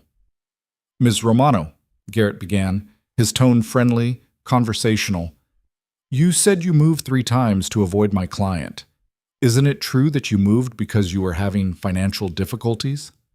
No, I moved to stay away from Marcus. But you were struggling financially, weren't you? Single mother, low-paying job, living paycheck to paycheck? I was managing. Managing by relying on the charity of neighbors? Mrs. Chen, for instance, who watches your daughter for free because you can't afford proper childcare. Mrs. Chen is a friend. She offers to watch Lily because she cares about us, or because you've manipulated an elderly woman into providing free services. Garrett's smile was sharp. Isn't it true that you've been telling people my client is dangerous as a way to garner sympathy and support? Objection, Rachel said, argumentative and assumes facts not in evidence. Sustained, Judge Alvarez said. Rephrase, Mr. Garrett. Garrett nodded. Have you told people that my client is dangerous? Yes, because he is. Based on incidents from over 2 years ago? Based on him breaking into my apartment 5 days ago and threatening my daughter 4 days ago? You say he broke in, but you have no proof of that, do you? No police report? No witnesses? I have the bruises. Bruises you photographed yourself, which could have come from anywhere. Garrett paced closer to the witness stand. Ms. Romano, isn't it possible that you've exaggerated or even fabricated these recent incidents because you don't want to share custody of Lily? No. Isn't it true that you told my client, and I quote, "You'll never see her again"?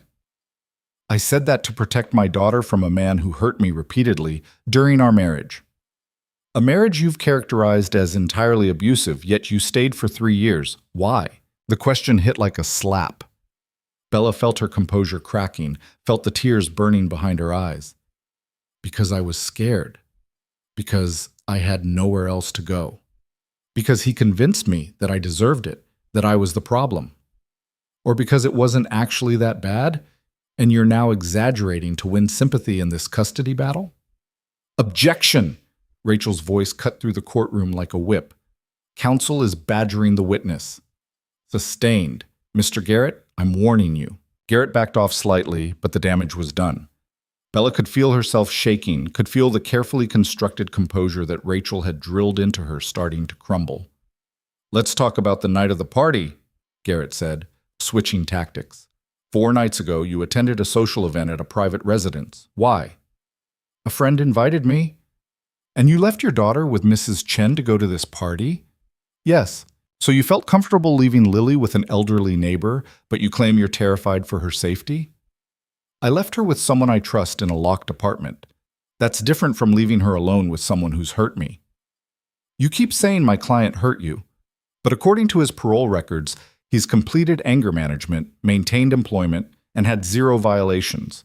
Doesn't that suggest he's changed? No. Why not? Because people like Marcus don't change. They just get better at hiding what they are.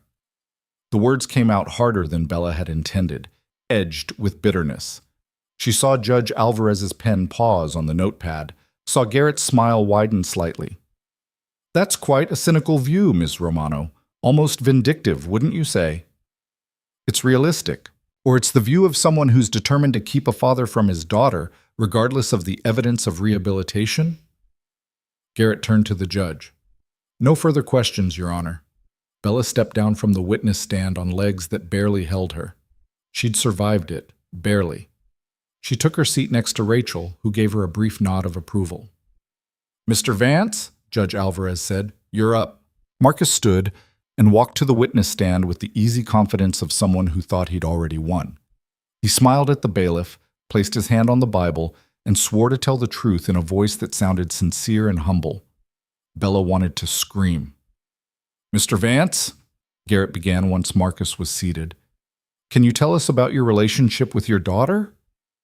I love Lily more than anything, Marcus said, and he sounded like he meant it. She's my whole world, always has been. During your incarceration, did you think about her? Every single day. It's what kept me going, knowing that when I got out, I could be the father she deserves. Have you attempted to contact Lily since your release? I tried, but Bella won't let me near her. I've asked politely, I've tried to arrange supervised visits through official channels, but she refuses. Says I'm dangerous. Marcus shook his head sadly. I understand why she's angry. I wasn't a good husband. I made mistakes, but I've changed. I've done the work. I just want a chance to prove it. Can you explain the text message that Ms. Romano characterized as a threat? That wasn't a threat. I was worried about Lily's safety because Bella keeps moving around, taking her to unfamiliar places. I wanted her to know I was concerned, that I was thinking about our daughter's well-being. It was masterful. Marcus sat there, looking earnest and reformed, spinning every piece of evidence into something benign. The break-in became a concerned father checking on his child. The text became paternal worry. The years of abuse became mistakes he'd learned from. Rachel stood for cross-examination. Mr. Vance, you said you made mistakes during your marriage. Can you be specific about what those mistakes were? I lost my temper sometimes. Said things I shouldn't have. Just words? Mostly, yes.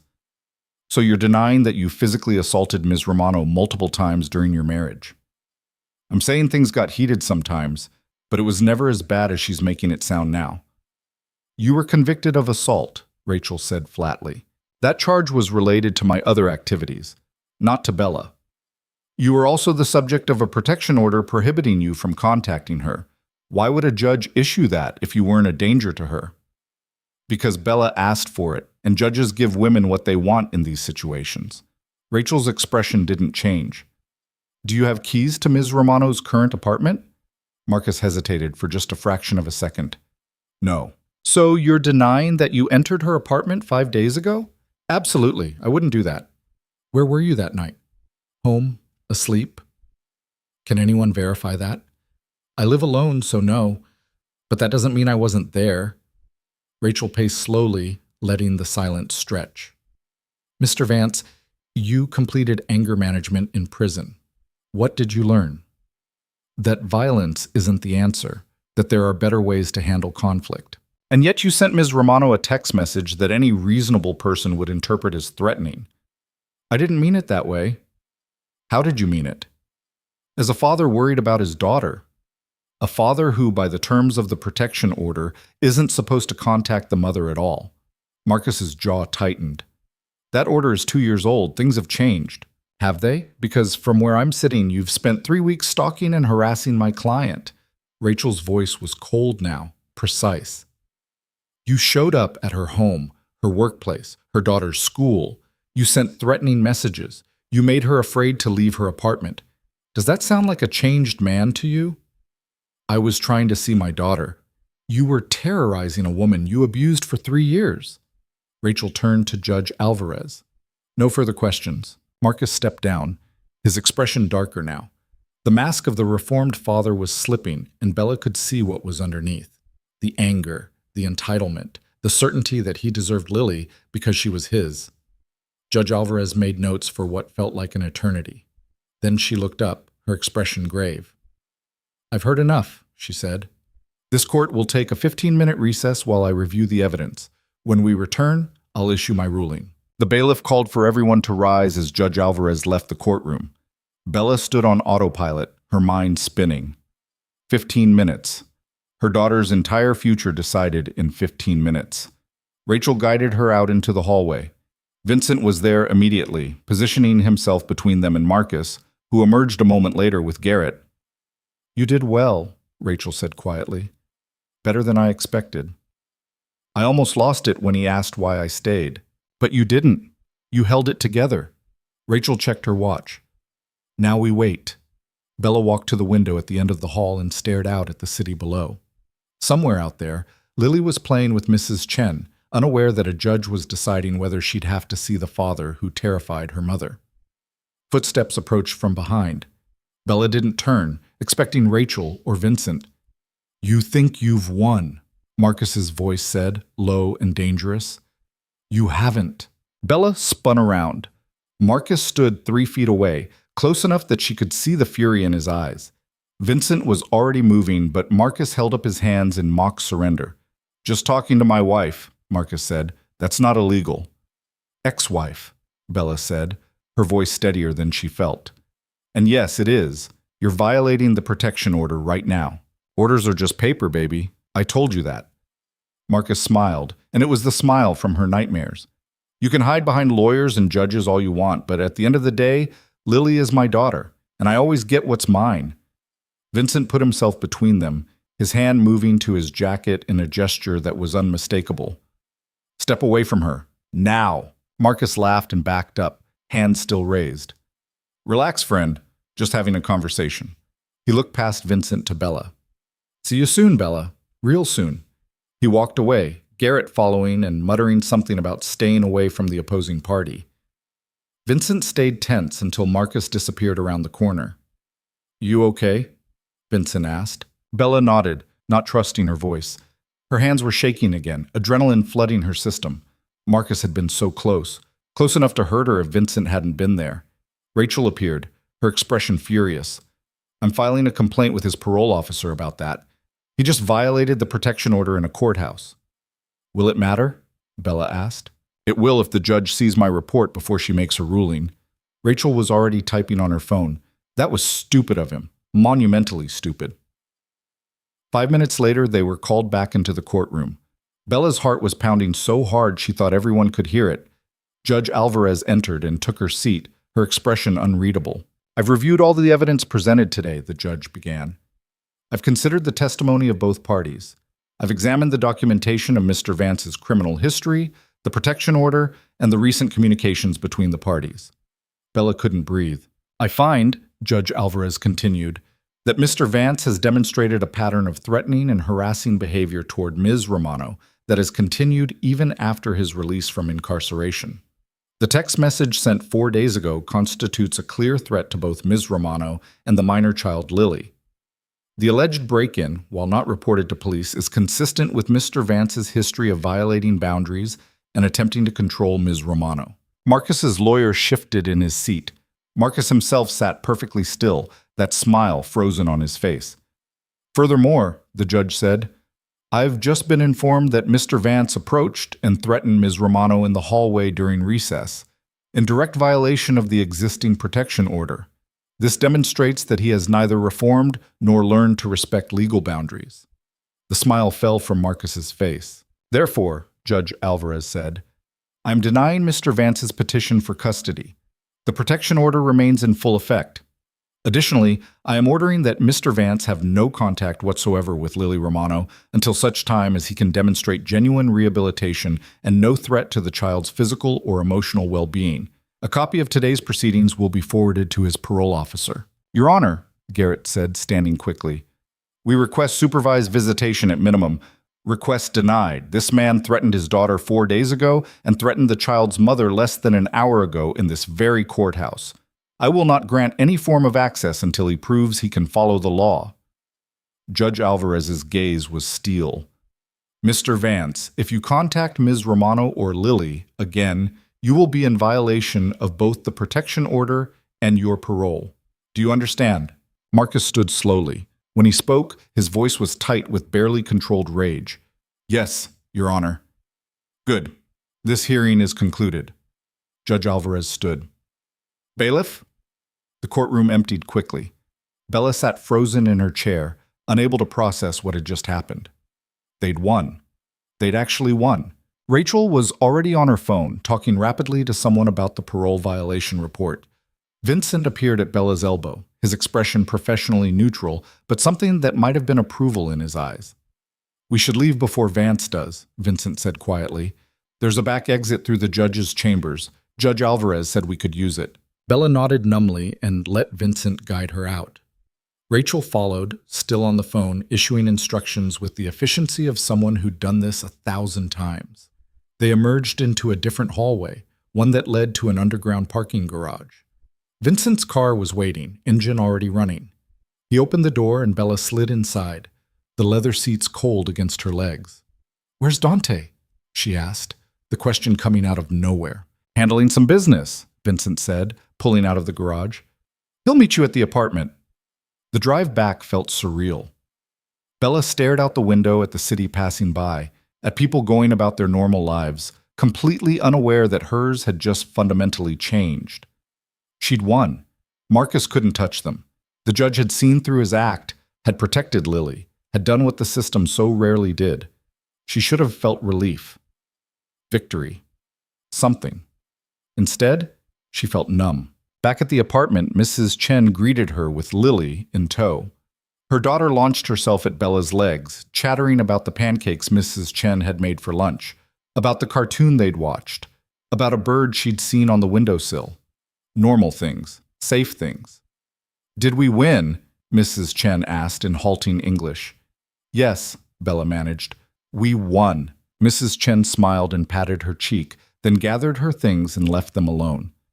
Bella held Lily close, breathing in the scent of syrup and children's shampoo, and tried to make herself believe it was over. An hour later, there was a knock at the door. Bella checked the peephole and saw Dante, alone, his expression unreadable. She let him in. He stepped inside and closed the door behind him, his gaze moving immediately to Lily, who was coloring at the kitchen table. "Rachel called," Dante said. "Congratulations." "Thank you for everything." "Don't thank me yet." Dante's voice was quiet, controlled. "Marcus violated parole today. That means he's going back to prison. But before that happens, he's going to be angry, desperate. Men like him don't accept losing gracefully." The numbness cracked, and fear rushed in to fill the space. "What are you saying?" "I'm saying the next 48 hours are the most dangerous. He knows he's going back inside. He has nothing left to lose." Dante moved to the window, checked the street below. "Vincent's posted outside. I've got people watching Marcus's apartment, but you need to be careful. Don't go anywhere alone. Don't answer the door for anyone except me or Vincent." "For how long?" "Until he's in custody." Dante turned from the window. "His parole officer has been notified. They're issuing a warrant. It's just a matter of time." "Time," Bella repeated. "How much time?" "I don't know. Hours. Maybe a day." Dante's expression softened fractionally. "But he's not getting near you or Lily. I promise you that." Bella wanted to believe him, wanted to trust that promises meant something, that the system that had protected her today would continue to protect her tomorrow. But she'd learned the hard way that safety was temporary and promises were fragile. And somewhere out there, Marcus Vance was learning that he'd lost and planning what came next. The call came at 2 in the morning. Bella jerked awake to the sound of her phone vibrating on the nightstand, her heart already racing before she was fully conscious. She grabbed it, saw Dante's name on the screen, and answered. "What's wrong?" "Marcus is gone." Dante's voice was clipped, controlled fury underneath the calm. "He slipped his tail 3 hours ago. We've been searching, but he's off-grid. No phone, no credit cards, nothing." Bella sat up, her chest tight. "What does that mean?"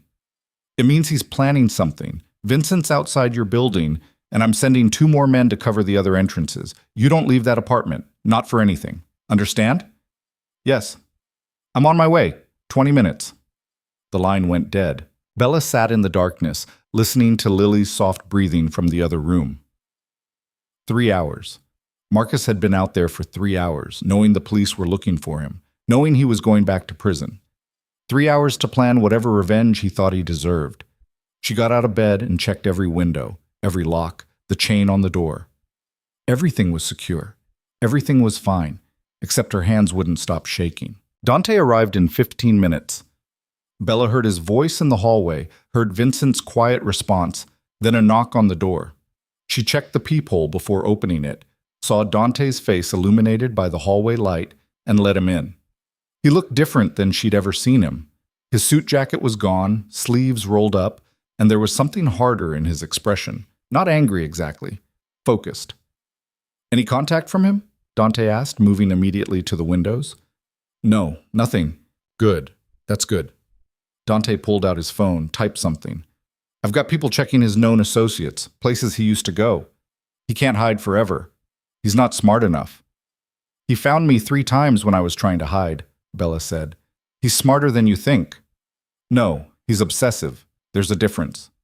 Dante finished whatever he was typing and pocketed the phone. Obsession makes you predictable. He'll come here eventually. He can't help himself. And when he does, we'll be ready. Bella wrapped her arms around herself, suddenly cold despite the apartment's warmth. I should have known. I should have known he wouldn't just accept losing. You couldn't have done anything differently. This is who he is. Dante moved away from the window and faced her directly. But Bella, I need you to listen to me very carefully. When he comes, and he will come, you need to do exactly what I tell you when I tell you. No hesitation. Can you do that? What are you planning? To end this, permanently. The way he said it sent a chill down Bella's spine. What does that mean? It means making sure Marcus Vance never threatens you or Lily again. Dante's gaze was steady, unflinching. There are legal ways to do that. I'm pursuing all of them, but if he forces my hand, I'll do what's necessary to keep you safe. Bella should have been horrified, should have asked what necessary meant, what lines Dante was willing to cross. Instead, she just felt tired. Tired of being afraid, tired of running, tired of trusting systems that kept failing her. Okay, she said quietly. Okay, what? Okay, I trust you, to do whatever needs to be done. Dante studied her for a long moment, something shifting in his expression. Get some sleep. I'll be here all night. I can't sleep. Try anyway. You'll need your energy tomorrow. Bella wanted to argue, but exhaustion was pulling at her like an undertow. She nodded and went to check on Lily one more time, found her daughter sprawled across the bed in that boneless way children slept, completely unaware of the danger circling them. Back in her own room, Bella lay down but didn't close her eyes. She could hear Dante moving around the apartment, the quiet murmur of his voice as he made calls, the deliberate sound of someone who was in control even when everything else was spinning out. She must have dozed eventually because she woke to sunlight streaming through the curtains and the smell of coffee. When she emerged from the bedroom, she found Dante at the kitchen table with his laptop open, 3 empty coffee cups beside him. He looked like he hadn't slept at all. Anything? Bella asked. Maybe. One of Marcus's old cellmates said he mentioned a storage unit on the south side. We're checking it now. Dante didn't look up from the screen. Also, his parole officer finally issued the warrant. There's an APB out. Every cop in the city is looking for him. That should make me feel better. But it doesn't. No. Lily appeared in the doorway, rubbing her eyes. Mama, I'm hungry. Bella made breakfast while Dante continued working, his focus absolute. Lily chattered about wanting to go to the park, about missing her friends from preschool, about normal 4-year-old concerns that felt surreal against the backdrop of everything else. Not today, baby, Bella said, setting a plate of scrambled eggs in front of her daughter. We're staying home today. Why? Because it's safer here. Lily considered this with the seriousness she'd inherited from Bella. Because of Daddy? The question hit Bella like a punch. She knelt down beside Lily's chair. What do you remember about Daddy?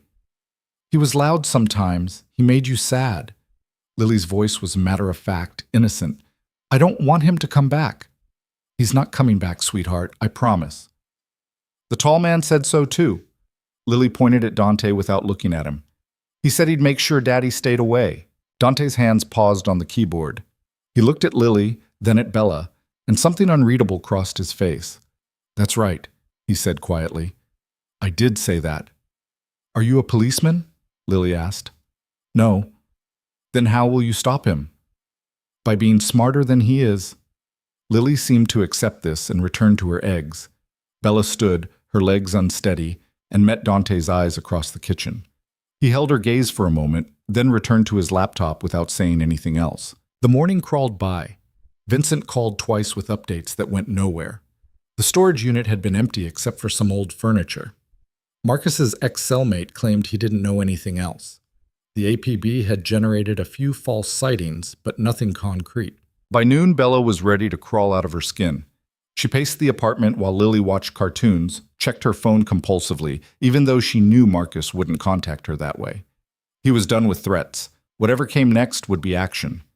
You need to eat something, Dante said, appearing beside her with a sandwich she didn't remember him making. I'm not hungry. Eat anyway.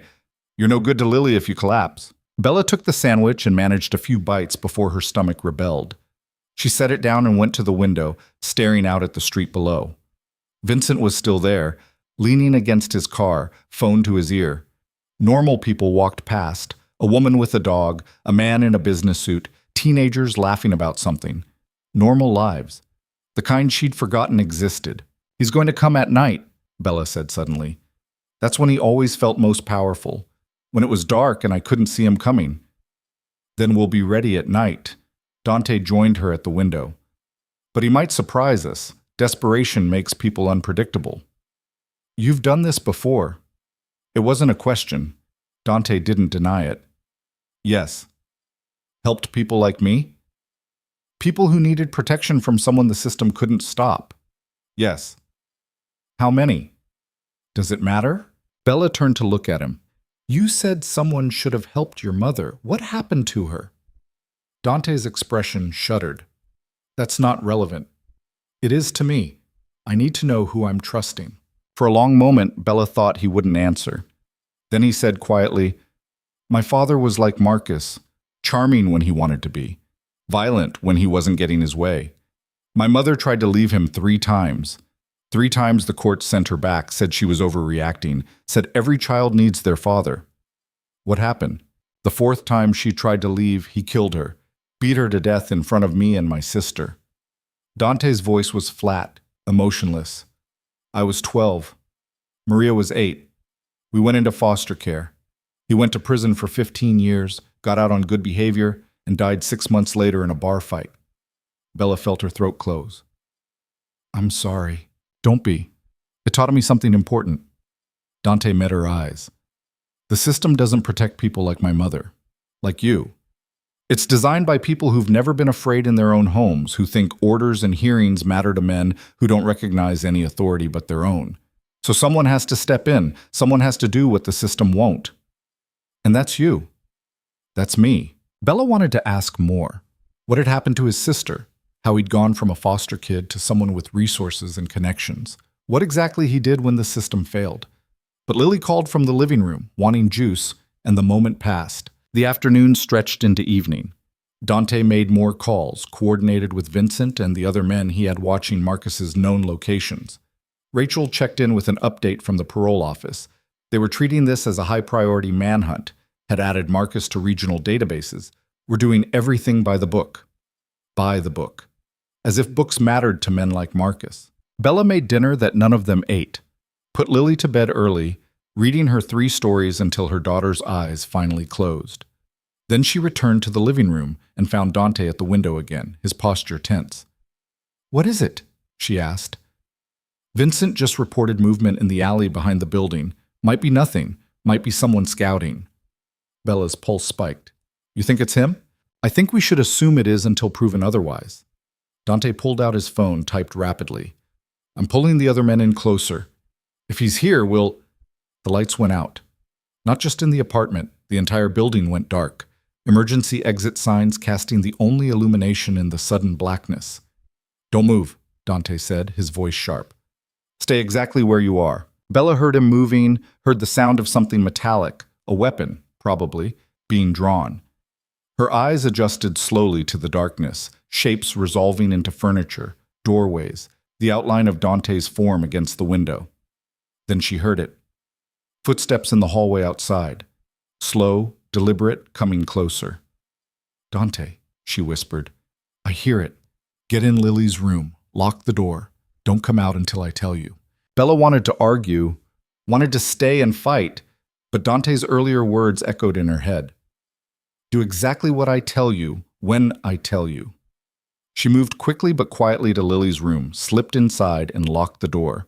Lily was still asleep, oblivious. Bella positioned herself between the door and her daughter's bed, her phone in her hand, ready to call 911 if... The apartment door crashed open. She heard splintering wood, heard Dante's voice say something sharp and commanding, heard another voice respond with words she couldn't make out. Then sounds of a struggle, bodies hitting furniture, something shattering, a grunt of pain. Bella wanted to scream, wanted to run to Lily, grab her and escape through the window, but they were 3 floors up and Lily was asleep, and Dante had told her to stay here. The fighting stopped. Silence rushed in to fill the space, horrible and complete. Dante? Bella called, her voice shaking. No answer. Dante! Still nothing. Then footsteps coming toward Lily's room. Slow, measured. The doorknob turned, found the lock, stopped. Bella? Marcus's voice muffled through the door. Open up, baby. Let's talk. Bella's blood turned to ice. She pressed herself against Lily's bed, phone clutched in one hand. Where's Dante? The hired muscle?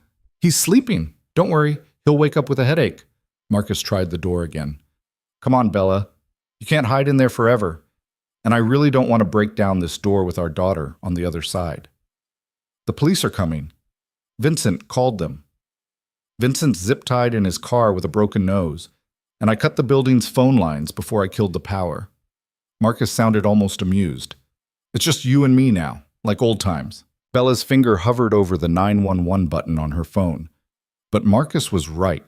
If he broke down the door, if there was violence with Lily right here. What do you want? She asked, stalling. What I've always wanted, my family, my daughter. A pause. You can come too if you behave, or I can take just Lily and leave you here. Your choice.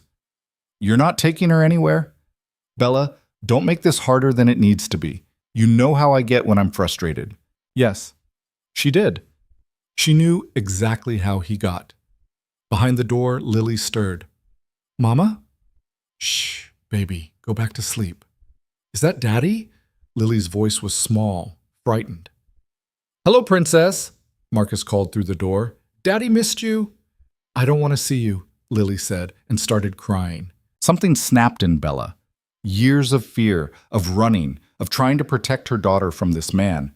It all crystallized into pure rage. She unlocked her phone and dialed 911, pressed send, and spoke clearly into the receiver. My ex-husband is breaking into my apartment. He's violating a protection order. 328 Oak Street, apartment 3C. He's armed and dangerous, and... The door exploded inward. Marcus had kicked it off its hinges. He stood in the doorway, backlit by the faint emergency lighting from the hallway, and Bella saw what she'd been too afraid to see at the courthouse. He was wild-eyed, desperate, completely unmoored from reality. You just couldn't make this easy, he said. Bella threw her phone at him. It hit his shoulder, fell to the ground, the 911 operator's voice still asking for information. Marcus crushed it under his boot. Get away from her, Bella said, positioning herself fully between Marcus and Lily's bed. She's my daughter. You gave up that right when you decided to be a monster. Marcus moved forward. Bella grabbed the lamp from Lily's nightstand and swung it at his head. He blocked it easily, ripped it from her hands, and threw it across the room where it shattered against the wall. Lily was screaming now, backing up against the headboard. Marcus reached for Bella. She scratched at his face, felt her nails connect with flesh, heard him curse. He grabbed her wrist and twisted, the same way he had 7 years ago. The motion so familiar it made her want to vomit. Stop fighting me, Marcus hissed. You never learn, do you? Then someone grabbed Marcus from behind and slammed him against the wall so hard the entire apartment shook.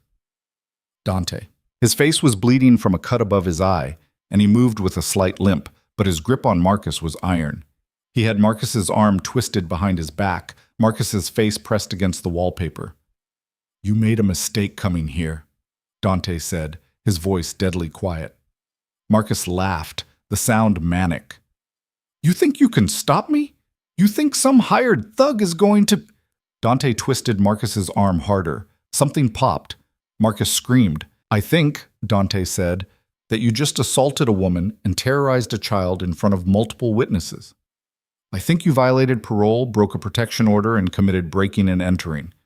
I think you're going back to prison for a very long time. You can't prove—" The 911 call is still connected. They heard everything. Vincent's conscious and calling for backup. And I have video from the security cameras I installed in this apartment 3 days ago. Dante's smile was cold. "You're done, Marcus. You're finally done." The fight went out of Marcus all at once. He sagged against the wall and Bella saw him for what he really was. Not a monster, just a broken, pathetic man who'd never learned that control wasn't love and fear wasn't respect. Sirens wailed in the distance, growing closer. Dante kept Marcus pinned until the police arrived. 4 officers thundered up the stairs, weapons drawn, and took Marcus into custody. They found Vincent in his car, bloodied but conscious. Found the tools Marcus had used to cut the phone lines, the crowbar he'd used to break down the apartment door. They found all the evidence they needed to ensure Marcus wouldn't see freedom for a decade, maybe more. An EMT checked Dante's injuries. Mild concussion, bruised ribs, nothing serious. Another checked Bella and Lily, both physically unharmed but shaking with adrenaline and fear. Rachel appeared an hour later, somehow already dressed in a perfect suit despite the late hour. She took statements, coordinated with the police, ensured that everything was documented properly. "He's done," she told Bella as the sun was starting to rise.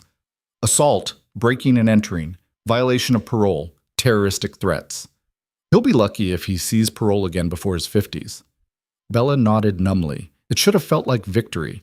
Instead, it just felt like exhaustion. Dante found her sitting on the couch, staring at nothing. Lily had finally fallen asleep in her arms, worn out from crying. The apartment was a disaster. Broken door, shattered lamp, furniture overturned from the fight. But it was quiet now, safe. "We need to move you," Dante said, sitting down carefully beside her. "This place isn't secure anymore." "Where?" "The property upstate I mentioned. It's ready. You can stay there as long as you need." "And then what?" "Then you build a life. A real one, without looking over your shoulder." Dante's voice was gentle. "Marcus is going away for a long time, but even when he eventually gets out, he won't come for you again." "How can you be sure?" "Because I'm going to make sure the conditions of his parole are ironclad. Because I'm going to have people watching him for the rest of his natural life, and because—" Dante paused, seemed to reconsider his words. "Because you won't be alone. Not anymore." Bella looked at him, at this man who'd appeared in her life less than a week ago and turned everything upside down. "Why are you doing this? Really?" "I told you, my mother. That's why you started. But it's not why you're still here." Bella shifted Lily's weight in her arms. "You could have paid for the lawyer and walked away. You didn't have to sit through a court hearing. Didn't have to stay up all night protecting us. Didn't have to fight Marcus yourself. So why did you?" Dante was quiet for a long moment. When he finally spoke, his voice was barely above a whisper. "Because somewhere along the way, this stopped being about my mother and started being about you, about Lily, about making sure you both get the life you deserve." "That's not an answer." "It's the only one I have right now." Dante stood, wincing slightly at the movement. "Vincent's bringing a car around. We'll take you to the safe house, get you settled. You can decide what comes next when you're ready." Bella wanted to push, wanted answers to questions she wasn't even sure how to ask. But Lily was heavy in her arms, and the sun was rising, and somewhere in a police station, Marcus was learning that his reign of terror was finally over. That would have to be enough for now. Vincent pulled up 20 minutes later with a different car, this one bigger, with dark-tinted windows. Bella carried Lily downstairs while Dante grabbed the few belongings they'd need immediately. The building's residents were starting to emerge, curious about the police activity, the broken door, the drama that had unfolded while they slept. Bella didn't look at any of them, just kept her eyes forward and climbed into the back seat with Lily still asleep against her shoulder. The drive upstate took 2 hours through morning traffic. Bella watched the city give way to suburbs, then to actual countryside, trees and open spaces and sky that wasn't hemmed in by buildings. Lily woke up halfway through, disoriented, and Bella explained they were going on an adventure to a new house in the country. "Will Daddy find us there?" Lily asked. "No, baby, he won't." "Promise?" Bella looked at Dante in the rearview mirror. He met her eyes and nodded just once. "I promise," Bella said. The safe house was nothing like the brownstone. It was a real house, 2 stories with weathered siding and a wraparound porch, set back from the road by a long driveway lined with oak trees.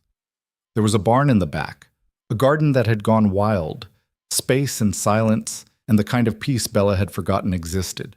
"It's been in my family for years," Dante said as Vincent parked in front of the house. "Nobody knows about it except people I trust. You'll be safe here." Bella stepped out of the car and breathed air that didn't smell like exhaust and concrete. Lily wiggled out of her arms and ran toward the porch, delighted by the expanse of grass and the promise of exploration. "How long can we stay?" Bella asked. "As long as you want." Dante unlocked the front door and held it open. "There's no timeline, no pressure. This is yours until you decide what comes next." The interior was simple but comfortable. Worn furniture, a fireplace, a kitchen that looked like it had been updated sometime in the last decade.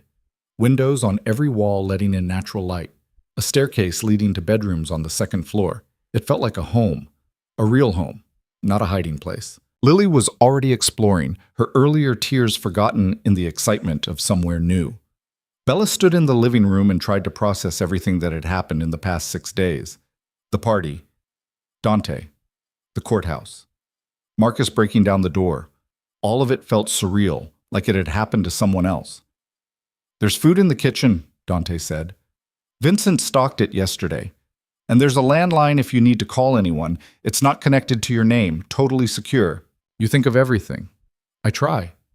Dante moved toward the door, and Bella realized he was leaving. "Wait," she said. "Where are you going?" "Back to the city. I have some things to tie up. Make sure Marcus's charges stick. Coordinate with Rachel about the legal aftermath." He paused in the doorway. "But I'll be back. Tomorrow. Maybe the day after."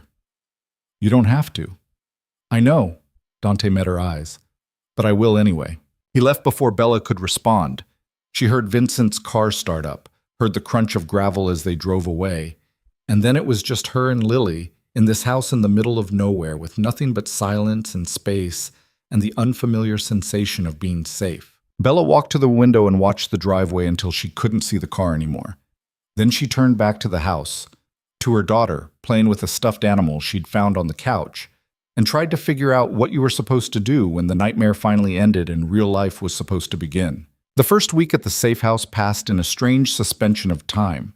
Bella woke each morning expecting to find Marcus standing over her bed, or to hear police sirens, or to discover that the past few days had been some elaborate dream. Instead, she found sunlight streaming through curtains she'd forgotten to close, Lily's soft breathing from the next room, and silence that felt almost alien after years of holding her breath. Dante called every evening at 7. The calls were brief, factual updates about Marcus's case, Rachel's progress with the legal proceedings, the status of the protection order that was now permanent and backed by felony charges. He never asked how she was doing, never made small talk, just delivered information and ended the call. On the 8th day, he showed up in person. Bella was in the garden, trying to salvage something from the overgrown mess of weeds and forgotten vegetables, when she heard a car in the driveway. She stood, dirt on her knees, and saw Dante getting out of a black sedan. He looked tired, she thought, more tired than when he'd fought Marcus. "You didn't say you were coming," Bella said, pulling off her gardening gloves. "Wanted to check on things in person." Dante surveyed the property, his gaze taking in the barn she'd started cleaning out, the porch she'd swept, the flower boxes she'd inexplicably decided to plant. "You've been busy. Turns out I don't know what to do with myself when I'm not running or hiding." Bella wiped sweat from her forehead, leaving a streak of dirt she didn't notice. "How bad is it?" "Depends on your definition of bad." Dante followed her into the house, where Lily was sprawled on the living room floor with crayons and paper. Marcus was arraigned yesterday. 3 counts of assault, breaking and entering, violation of a protection order, parole violation, and terroristic threats. Bail was denied. So he's in jail. He's in jail. And his public defender is already talking about a plea deal because the evidence is overwhelming. Dante accepted the glass of water Bella offered him. Rachel thinks he'll take it. 20 years minimum, possibility of parole after 15 if he demonstrates genuine rehabilitation. 20 years. Lily would be 24. An adult. Safe. What about the other stuff? Bella asked. The plea deal? Does it require me to do anything? No victim impact statement if that's what you're worried about. The 911 recording, the video from the apartment, Vincent's testimony, and the physical evidence are enough. You don't have to see him again unless you choose to. Bella sank into a chair, the weight of it hitting her all at once. I don't have to see him again. No. She started crying. Not the panicked, gasping sobs from the night Marcus broke down the door, but something quieter. Relief, maybe. Or grief for all the years she'd lost being afraid. Dante set down his water glass and just waited. He didn't try to comfort her, didn't offer platitudes, just gave her space to fall apart. Lily looked up from her coloring, saw her mother crying, and climbed into her lap without a word. Bella held her daughter and cried into her hair and tried to believe that this was real, that it was actually over. When the tears finally stopped, Dante said, "There's something else we need to talk about." Bella wiped her face with the back of her hand. What? What comes next? For you and Lily. Dante leaned forward, elbows on his knees. You can stay here as long as you want, but eventually you're going to need to build a real life. Job, school for Lily, stability. I know. Rachel's been working on getting Marcus's parental rights terminated. Given the circumstances, it shouldn't be difficult, but it will take time, months, maybe a year. Until then, you're still technically bound by custody arrangements even though he's incarcerated. So I can't just leave the state. Not without court permission, which Rachel can get, but it's another legal process. Dante pulled out his phone and showed her something. I've been looking into options. There's a town about 40 minutes from here. Small, quiet, good school system. I know someone who owns a property management company there. They're looking for an office manager. Bella stared at the job listing on his screen. You got me a job interview? I got you an opportunity. Whether you take it is up to you. I don't have a college degree. I've been working retail and cleaning houses for the past 4 years. The owner doesn't care about degrees. She cares about reliability and attention to detail. You've been surviving an abusive marriage and protecting your daughter for years. You think managing rental properties is going to be harder than that? Put that way, it almost sounded reasonable. Bella scrolled through the listing, her mind already spinning with logistics, childcare, rent, transportation, all the normal problems that people without violent ex-husbands worried about. Why are you doing this? She asked for what felt like the 100th time. Dante took his phone back. Because someone has to. That's not an answer. It's the only one you're getting today. He stood, moving toward the door. Think about the job. Interview is Thursday at 10 if you want it. I'll drive you. Dante. Bella stood too, Lily still in her arms. I need to know, are you doing this because you feel responsible for me? Because of what happened to your mother? He paused, his back to her. Does it matter?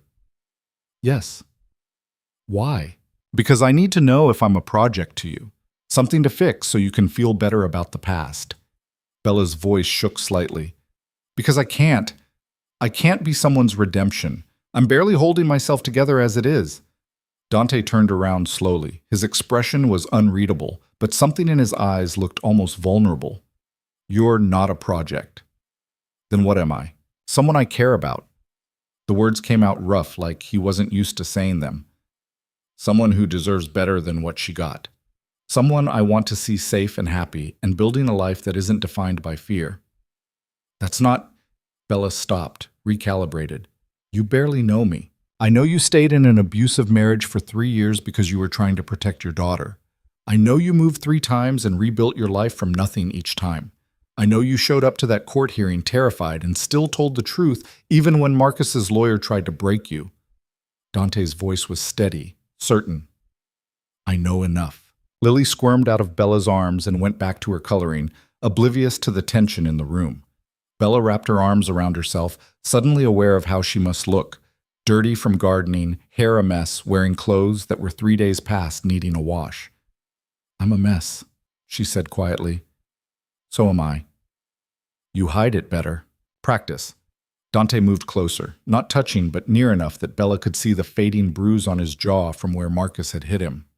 Look, I'm not good at this, at talking about feelings or whatever you want to call it, but I know what I know. And I know that somewhere between that party and now, you stopped being about my mother and started being about you. What does that mean? It means I'm not here out of obligation or guilt. I'm here because I want to be. Dante shoved his hands in his pockets.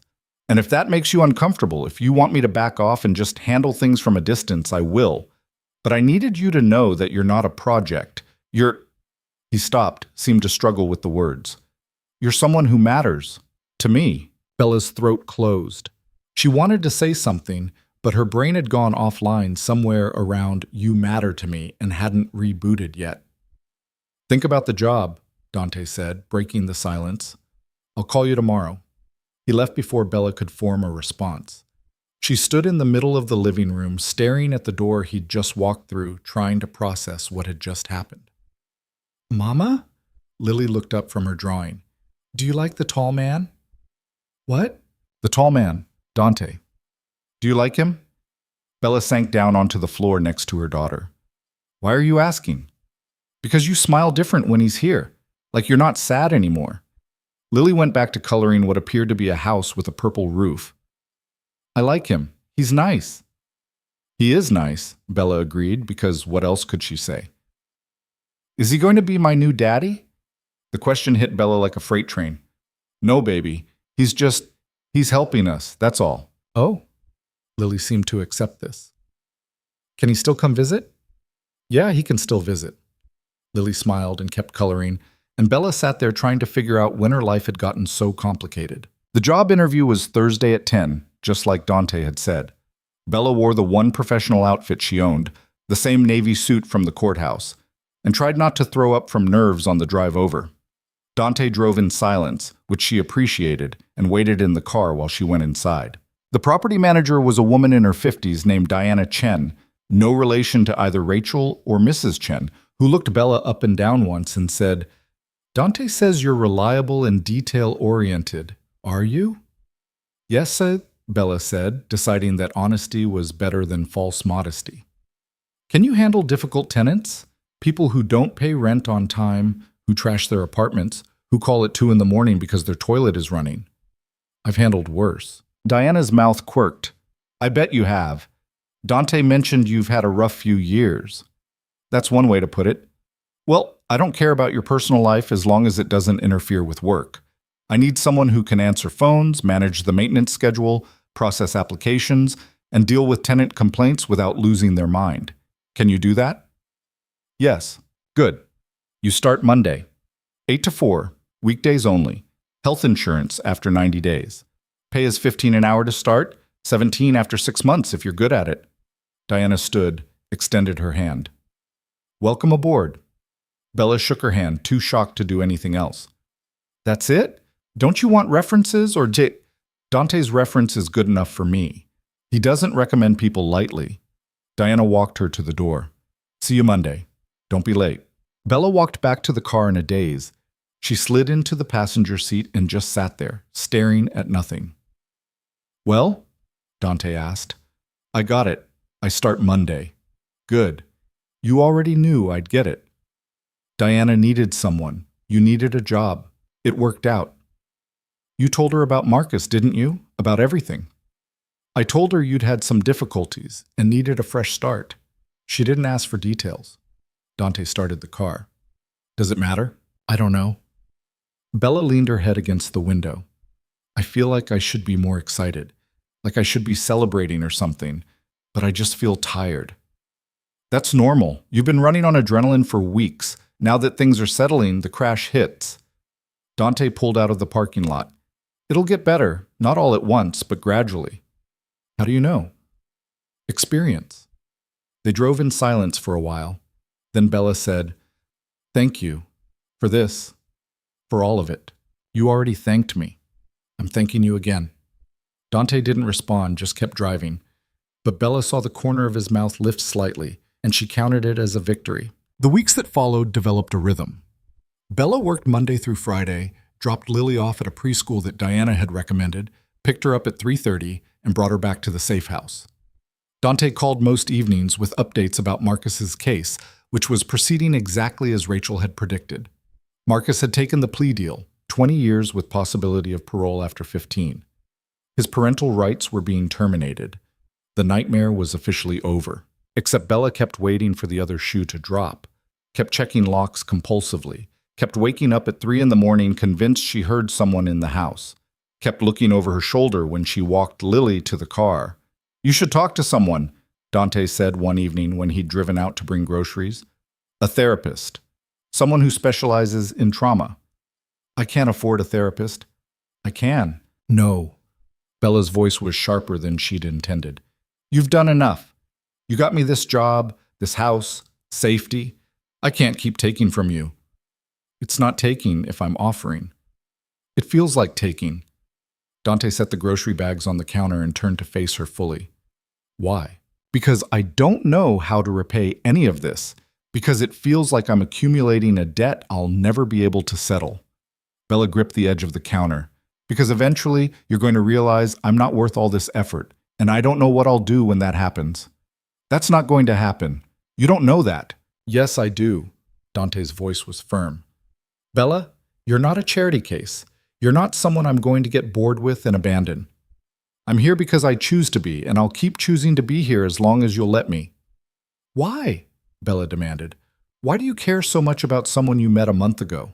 "Because—" Dante stopped, ran a hand through his hair in a gesture of frustration she'd never seen from him before. "Because you remind me that there are still people worth protecting.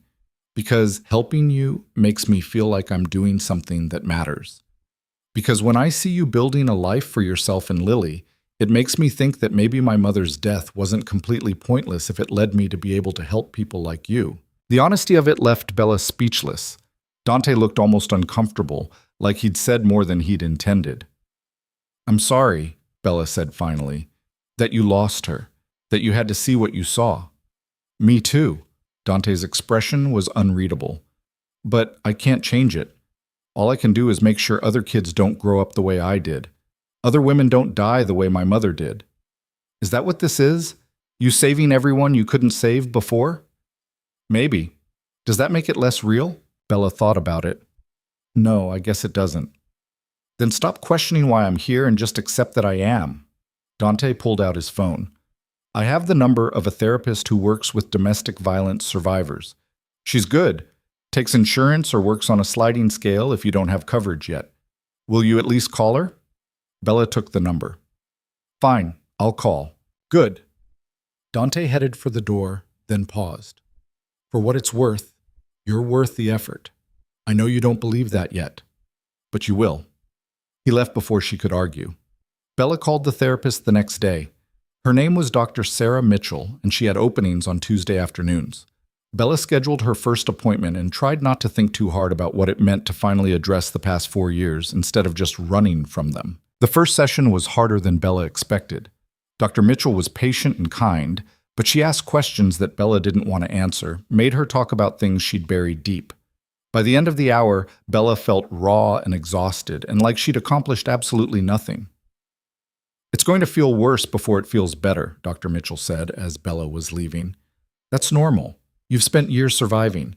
Now you're learning to actually live. It's a different skill set." Bella went to her second appointment, then her third. Slowly, painfully, she started to untangle the knot of fear and shame and anger that Marcus had tied inside her. And slowly life started to feel less like waiting for disaster and more like something she was actively building. 3 months after the night Marcus broke down the door, Bella signed a lease on a small house in town. It wasn't much, 2 bedrooms, a tiny yard, outdated kitchen, but it was hers. She'd saved enough from her job for the deposit and first month's rent, had furniture donated from Diana and a few other people from work, and moved in on a Saturday with Dante and Vincent's help. "This is really happening," Bella said, standing in her empty living room while Lily ran from room to room, delighted by the space. "This is really happening," Dante confirmed, setting down a box marked kitchen. "I have my own house." "You do?" "And a job, and Lily's in a good school, and Marcus is in prison for the next 15 years minimum. All true. Bella turned to look at him. When does it stop feeling surreal? Probably never completely, but it gets easier. Dante surveyed the house with the same assessing look he'd given the safe house. You did this, not me, not Rachel. You. You helped. I gave you tools. You did the actual work. It was the closest thing to a compliment she'd ever heard from him, and it made something warm unfold in Bella's chest. Thank you. Stop thanking me. Never. Dante's mouth quirked into something almost like a smile. Stubborn. You have no idea. They spent the rest of the day unpacking. Vincent ordered pizza for dinner, and they ate it sitting on the floor because Bella didn't have a table yet.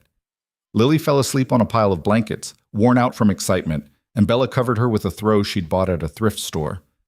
She's happy, Dante observed, looking at Lily's sleeping form. She is. Finally. Bella sat next to him against the wall. Do you think she'll remember any of this? The fear, Marcus, all of it? Some of it, probably, but mostly she'll remember what came after. The safety, the stability, the fact that her mother fought for her and won. Dante was quiet for a moment. That's not nothing. I hope you're right. I usually am. Bella laughed, actually laughed, and realized it had been months since she'd done that. You're also arrogant. Confident, there's a difference. Is there? Yes. They sat in comfortable silence, listening to Lily's soft snores and the sound of Vincent cleaning up pizza boxes in the kitchen. The house smelled like fresh paint and cardboard and possibility. Can I ask you something? Bella said eventually. You can ask. Doesn't mean I'll answer. Fair enough. Bella picked at the hem of her shirt. That night when Marcus broke in? When you fought him, were you scared? Dante considered the question. No. Not even a little? Fear is a luxury I can't afford in situations like that. Fear makes you hesitate, and hesitation gets people killed. He turned to look at her. But after? When you were safe and the police had him, and I was sitting in the ambulance getting checked out? Yeah, I was terrified. Of what? That I'd been too slow, that he'd hurt you or Lily before I could stop him, that I'd fail the same way I failed my mother. Dante's voice was quiet, honest. I don't let myself think about it during. But after, it hits. Bella reached out and took his hand. He looked surprised, but didn't pull away. You didn't fail, she said. You saved us, both of us. I did what needed to be done. No, you did more than that. You gave us a chance at a real life. Bella squeezed his hand. And I know you don't like being thanked, but I'm going to say it anyway. Thank you for everything. Dante was quiet for a long moment, his hand warm in hers. Then he said, You're welcome. They sat like that until Vincent came back and announced he needed to head out, breaking the moment. Dante stood, helped Bella to her feet, and headed for the door. I'll check on you tomorrow, he said. You don't have to. I know. Dante? Bella followed him to the door. When does this end? When does what end? You checking on me, making sure I'm okay, being part of my life. Bella's voice was steadier than she felt. I'm safe now. Marcus is locked up. I have a job and a house and stability. You did what you set out to do, so when do you... She couldn't quite finish the sentence. When do I leave? Dante finished for her. Yeah. He looked at her for a long moment, something shifting in his expression. Is that what you want? For me to leave?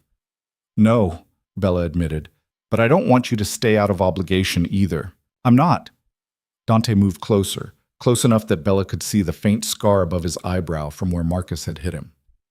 I stopped doing this out of obligation weeks ago.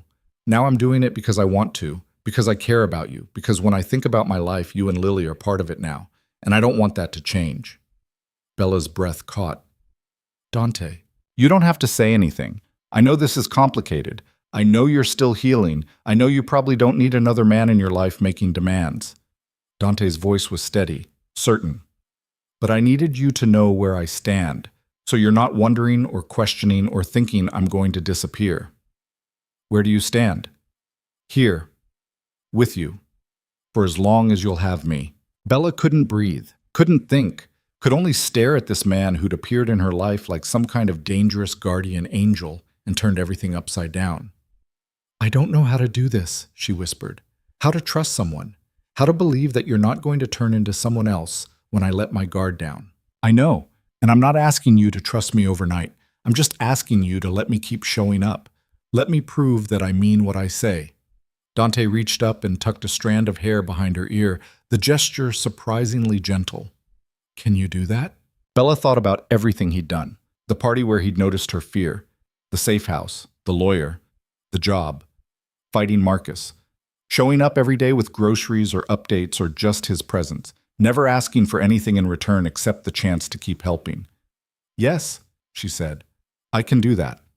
Dante smiled, and it transformed his entire face. "Good." He left then, and Bella closed the door behind him and leaned against it, her heart racing. This was real. This was happening. She was building a life, and Dante Moretti was apparently going to be part of it. The thought should have terrified her. Instead, for the first time in years, it felt like hope. 6 months later, Bella stood in the backyard of her little house and watched Lily play with the neighborhood kids. Her daughter was laughing, carefree, the kind of happy that came from feeling safe in your own skin. Bella had planted flowers along the fence line, had painted the trim on the house a cheerful yellow, had turned this place into something that felt like home. Dante appeared beside her, 2 glasses of lemonade in hand. He came by most weekends now, sometimes with work that needed doing, fixing the leaky faucet, replacing the wobbly step on the porch, but mostly just to be there. "She's doing well," he observed, handing Bella one of the glasses. "She is. Her teacher says she's thriving, making friends, doing well academically, no behavioral issues." Bella took a sip of lemonade. "Dr. Mitchell says kids are resilient, that as long as Lily feels safe and loved now, the past won't define her." "Smart woman, Dr. Mitchell. She also says I'm doing well, that I've made significant progress in processing the trauma and learning to trust again." Bella glanced at him. "I told her about you." "Yeah, what did you say?"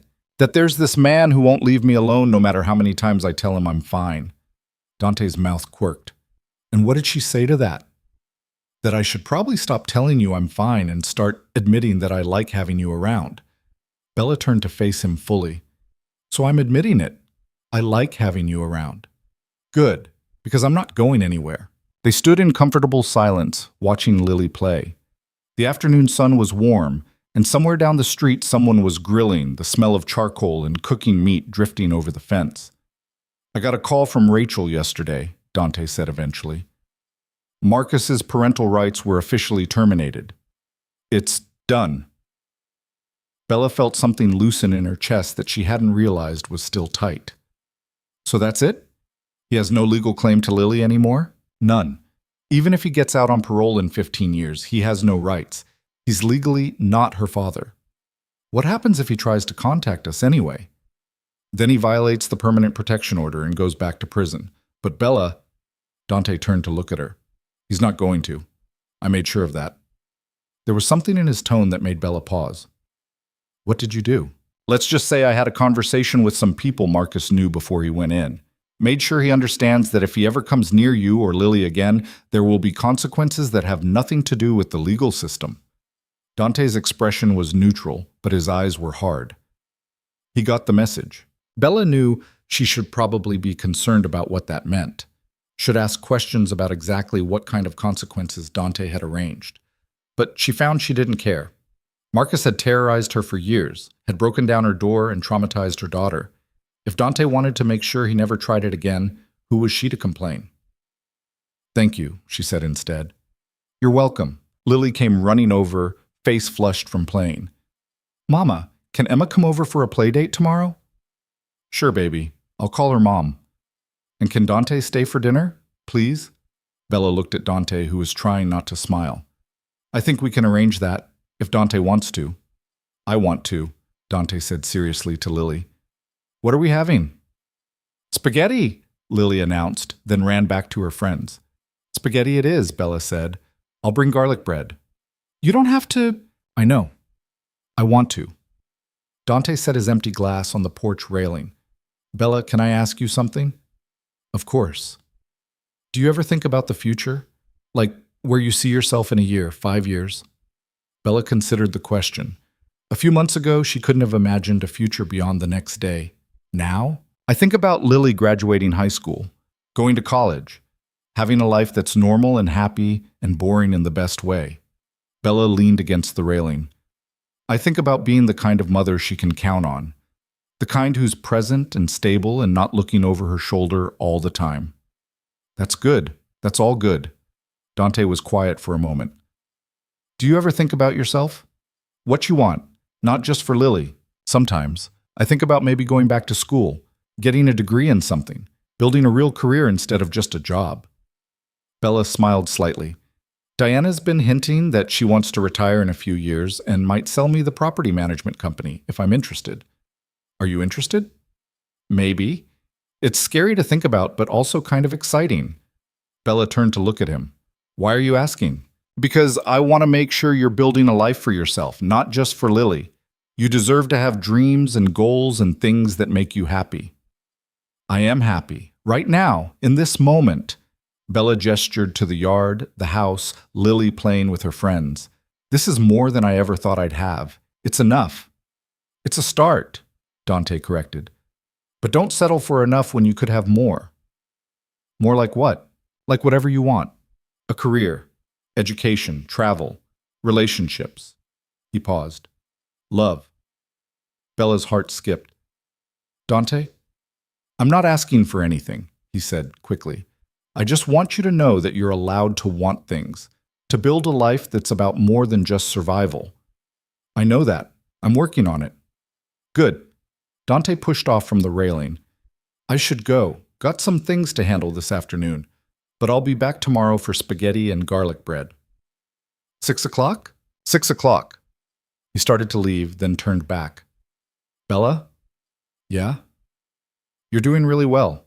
I know you probably don't hear that enough, but you are. You should be proud of yourself. Bella felt tears prick her eyes. Thank you. Stop thanking me. Never. Dante laughed and left. Bella watched him drive away, then went back to watching Lily play, and let herself feel the weight of what he'd said. She was doing well. She was building a life. And maybe, just maybe, she was starting to believe she deserved it. 3 months later, on a cool October evening, Dante showed up at her door with flowers. What are these for? Bella asked, accepting the bouquet of sunflowers and daisies. Do I need a reason? You've never brought flowers before. First time for everything. Dante stepped inside, closed the door behind him. Lily asleep? Yeah, she had a field trip today, wore herself out. Bella found a vase and arranged the flowers. So what's the occasion? I wanted to talk to you about something. Bella's stomach dropped. This was it. This was where he told her he was leaving, or that he'd met someone else, or that he'd realized she was too damaged to deal with. Okay. Over the past 9 months, I've gotten to know you and Lily pretty well. I've seen you rebuild your life, watch you become stronger, watch you figure out who you are without fear controlling every decision. Dante moved closer, his expression serious. And somewhere along the way, I fell in love with you. Bella's breath caught. What? I love you.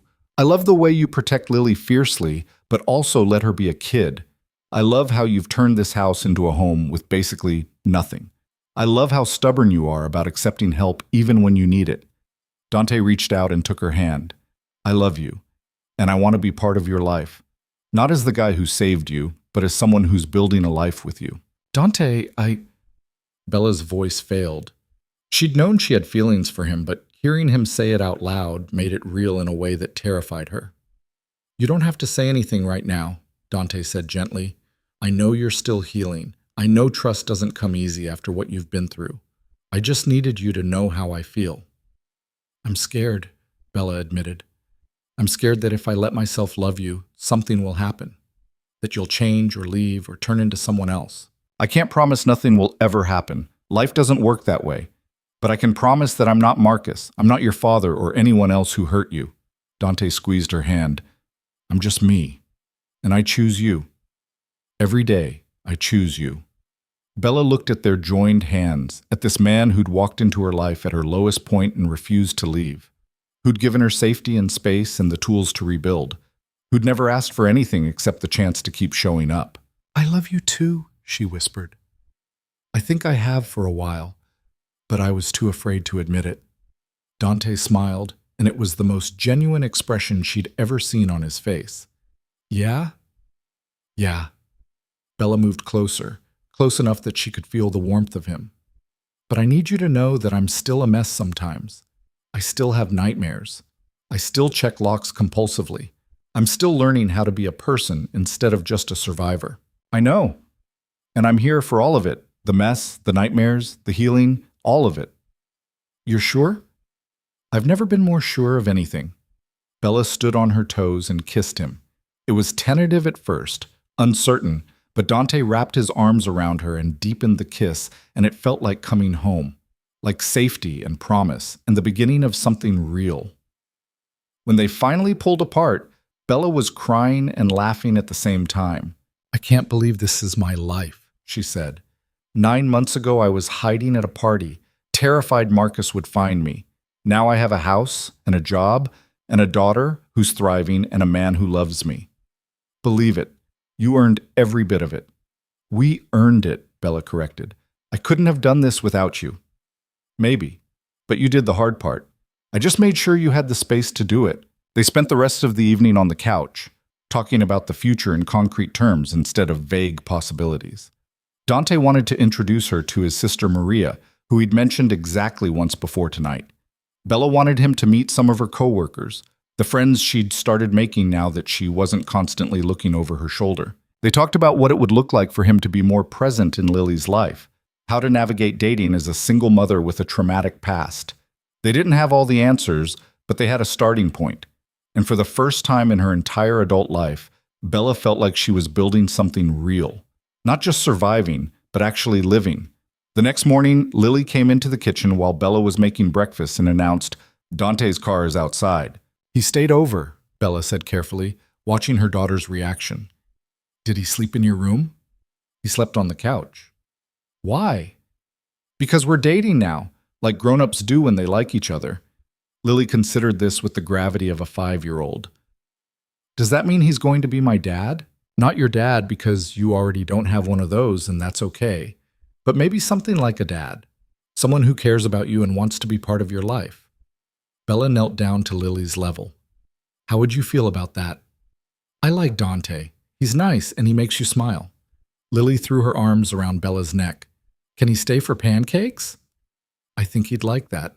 Dante did stay for pancakes, and for dinner that night, and for breakfast the next morning when he showed up with bagels and coffee. Slowly, carefully, he became part of their routine, part of their family. 2 years after the night Marcus broke down the door, Dante asked Bella to marry him. They were at the park, watching Lily play on the swings. It was spring, and everything was blooming, and life felt almost absurdly normal. "I've been thinking," Dante said, "about the future." "Dangerous pastime," Bella teased. "I want to spend mine with you. Officially, legally, all of it." Dante pulled out a small box and opened it, revealing a simple gold band with a single diamond. "Marry me."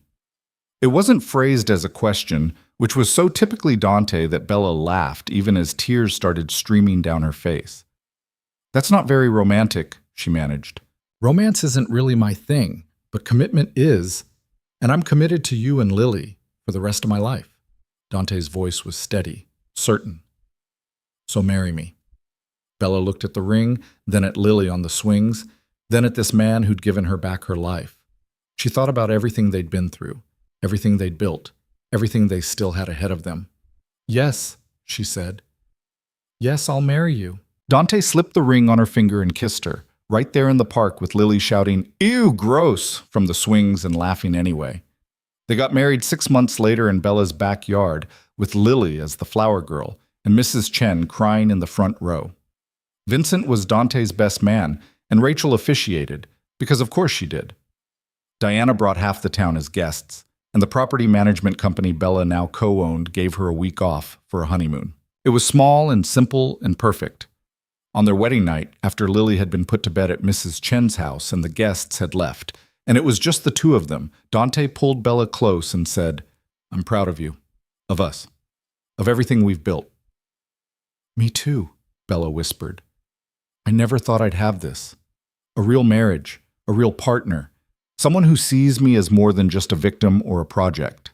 You're so much more than that. You're the strongest person I know. Dante kissed her forehead. And I'm going to spend the rest of my life making sure you never forget it. Bella kissed him back and let herself believe it. Not because she was naive or because she thought life would be perfect from here on out, but because she'd learned that strength wasn't about being invincible. It was about getting back up after being knocked down, about building something real from the wreckage of what came before. She'd survived Marcus. She'd rebuilt her life. She'd learned to trust again, to love again, to believe in the possibility of happiness. And now she was married to a man who'd proven every day that love didn't have to come with conditions or control. That protection could be offered without possession. That partnership meant standing beside someone, not over them. Years later, when Lily was in high school and applying to colleges, she asked Bella about her childhood, about her father, about the parts of her history that Bella had always tried to shield her from. So Bella told her the truth. Not the sanitized version, not the story that made it easier to swallow, but the real one. About Marcus and the abuse and the fear and the night he broke down their door. About Dante showing up at a party and changing everything. About the long, hard road from survival to actually living. How did you do it? Lily asked. How did you keep going when everything was so bad? Because of you, Bella said honestly. Because I had to. Because giving up wasn't an option as long as you needed me. But what about after? When Marcus was locked up and we were safe? What kept you going then? Bella thought about it. Hope, I guess. The belief that life could be more than just surviving. That I deserved happiness and safety and love. She smiled at her daughter. And Dante.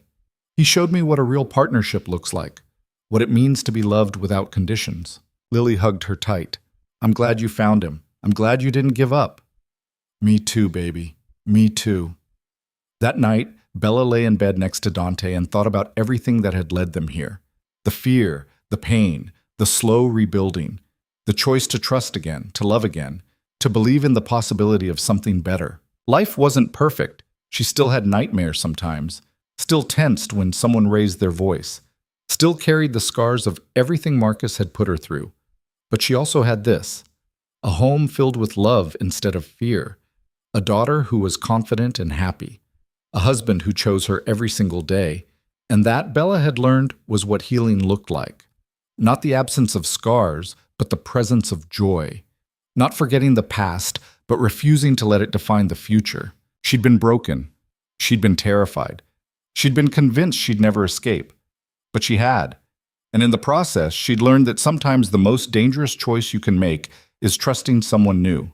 And sometimes it's the only choice that can save you. Dante stirred beside her. What are you thinking about? Everything. Nothing. Bella turned to face him. How lucky I am. We're lucky, Dante corrected. Both of us. Yeah, Bella agreed and meant it. We really are. She closed her eyes and let herself drift off to sleep, safe and loved and finally, truly free.